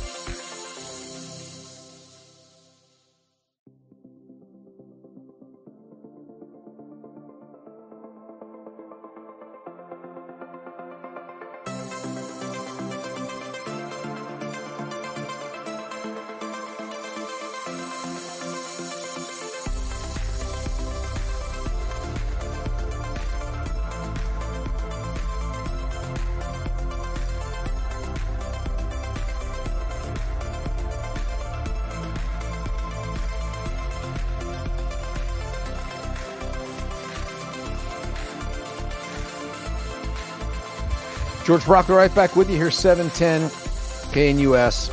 Some texts. Blasphemy, George. Another, the last caller has no apprehension of the fact that most MAGA voters are certain that the 2020 election was stolen. There has never been an open court televised trial to help settle this. Nope, just a bunch of audits and other court cases that have gone nowhere. Here's some more. What law did Trump supposedly violate? I said, look at the indictment in Miami for starters. Answer is ridiculous. Questioning the validity of an election is not a crime. That has nothing to do with the indictment in the U.S. District Court out there in Florida. It has nothing to do with the election, man. And then I guess the indictment of Bill's wife for challenging the 2016 election is coming any day now. Geez, I wonder why it didn't happen under the Trump DOJ, since he won and he had all the evidence there for anyway. Someone else, not revenge, accountability. Then why use the word revenge? It's because this dude is speaking his truth, man. And his truth is, and so many others out there, is we got to get him. We got to get him. And the only way you can get a people to abandon their principles and the laws is to say, if you don't, you will end, right? Like you'll do anything to defend yourself. So if you create that rhetoric in that environment, well, then there's no limit to the stuff you'll be willing to do. Garbage. 303-696-1971. Russ from Denver, you're on 710. Russ, what do you think? I think you're sounding more like you're describing BLM, left wing, Antifa, all that stuff, and you're mad at the right wing for just suggesting something or talking about something that might lead something to, or somebody to do something crazy. We've had the crazy stuff going on for the past 3 years. So some Minnesota guy got killed, some black dude, what's his name? George Floyd. He was murdered. Whatever. Who knows? Who cares? That's not a who knows, man. The jury he helped pick determined that he committed the crime. So this isn't a who knows. Yeah, right. Well, I'm just saying the whole country, left wing went crazy, burned down cities, tried to cause all the stuff you're talking about right now, the right wing are doing. They've been doing that and are still doing it right now with their trannies coming out. And you're complaining about the right wing supposedly might do something. Hold on, there's no supposedly or might. It's a call to revenge. You heard the clip. He's calling to revenge. Revenge happens after you can't restrain the government. Then it gets revengeful. Well, the left has got revengeful against the right wing, Whitey, whatever, for, like I said, 3 years, and nobody's screaming and crying like that they're is on the radio. absolutely false, man. I've been on the radio decrying that. I've been on the radio calling out Weiser, Beth McCann, Polis. Yeah. But either you're not listening to that, or it's just, hey, don't talk down the right when they talk about revenge, because it's tit for tat. Well, again, we know the man's nature. We know the FBI nature. I got one living right next door to me. We know the FBI nature? Yes. They know the psychological profile of who they like to pick out to make these kind of people, to make serial killers, to do it. They know what they're doing. They know psychological profiles they will never admit to. So your nice neighbors, well, that's fine. I got nice neighbors at FBI. They know how to pick things out. What does that mean? What does that mean, man? They know how to listen to my phone calls and post everything on their Do you think your neighbor is listening to your phone calls? I was trying to finish. Would you let me finish? Yeah, if you don't say something crazy like your neighbor's listening to your phone calls. Oh, is that crazy? Well, really? You got proof that it's happened? Do you have proof? Did that happen at Ruby? But you can't answer a question with a question. Do you have proof your neighbor's listening to your phone calls? Yeah, I can I'll show you the picture that he posted, everything I said on my phone call, word for word. Sounds like you got a crime there, man. Without a search warrant, you should immediately go to the police. Immediately. I went, you know what happened when I go to the police? They beat the hell out of my door because I didn't get along with that guy. That's what the FBI wants to do, is get along. What? Republican. Hold on. You brought evidence. You brought evidence of an illegal wiretap to the police, and they did nothing. Did I bring evidence? Did I record the call I made to the place that I was calling that he plastered on his door? No, I don't have that evidence because I didn't record the call when I made it. No, but you had the walked outside my door, and it was plastered word for word, everything I said. That would be evidence, man.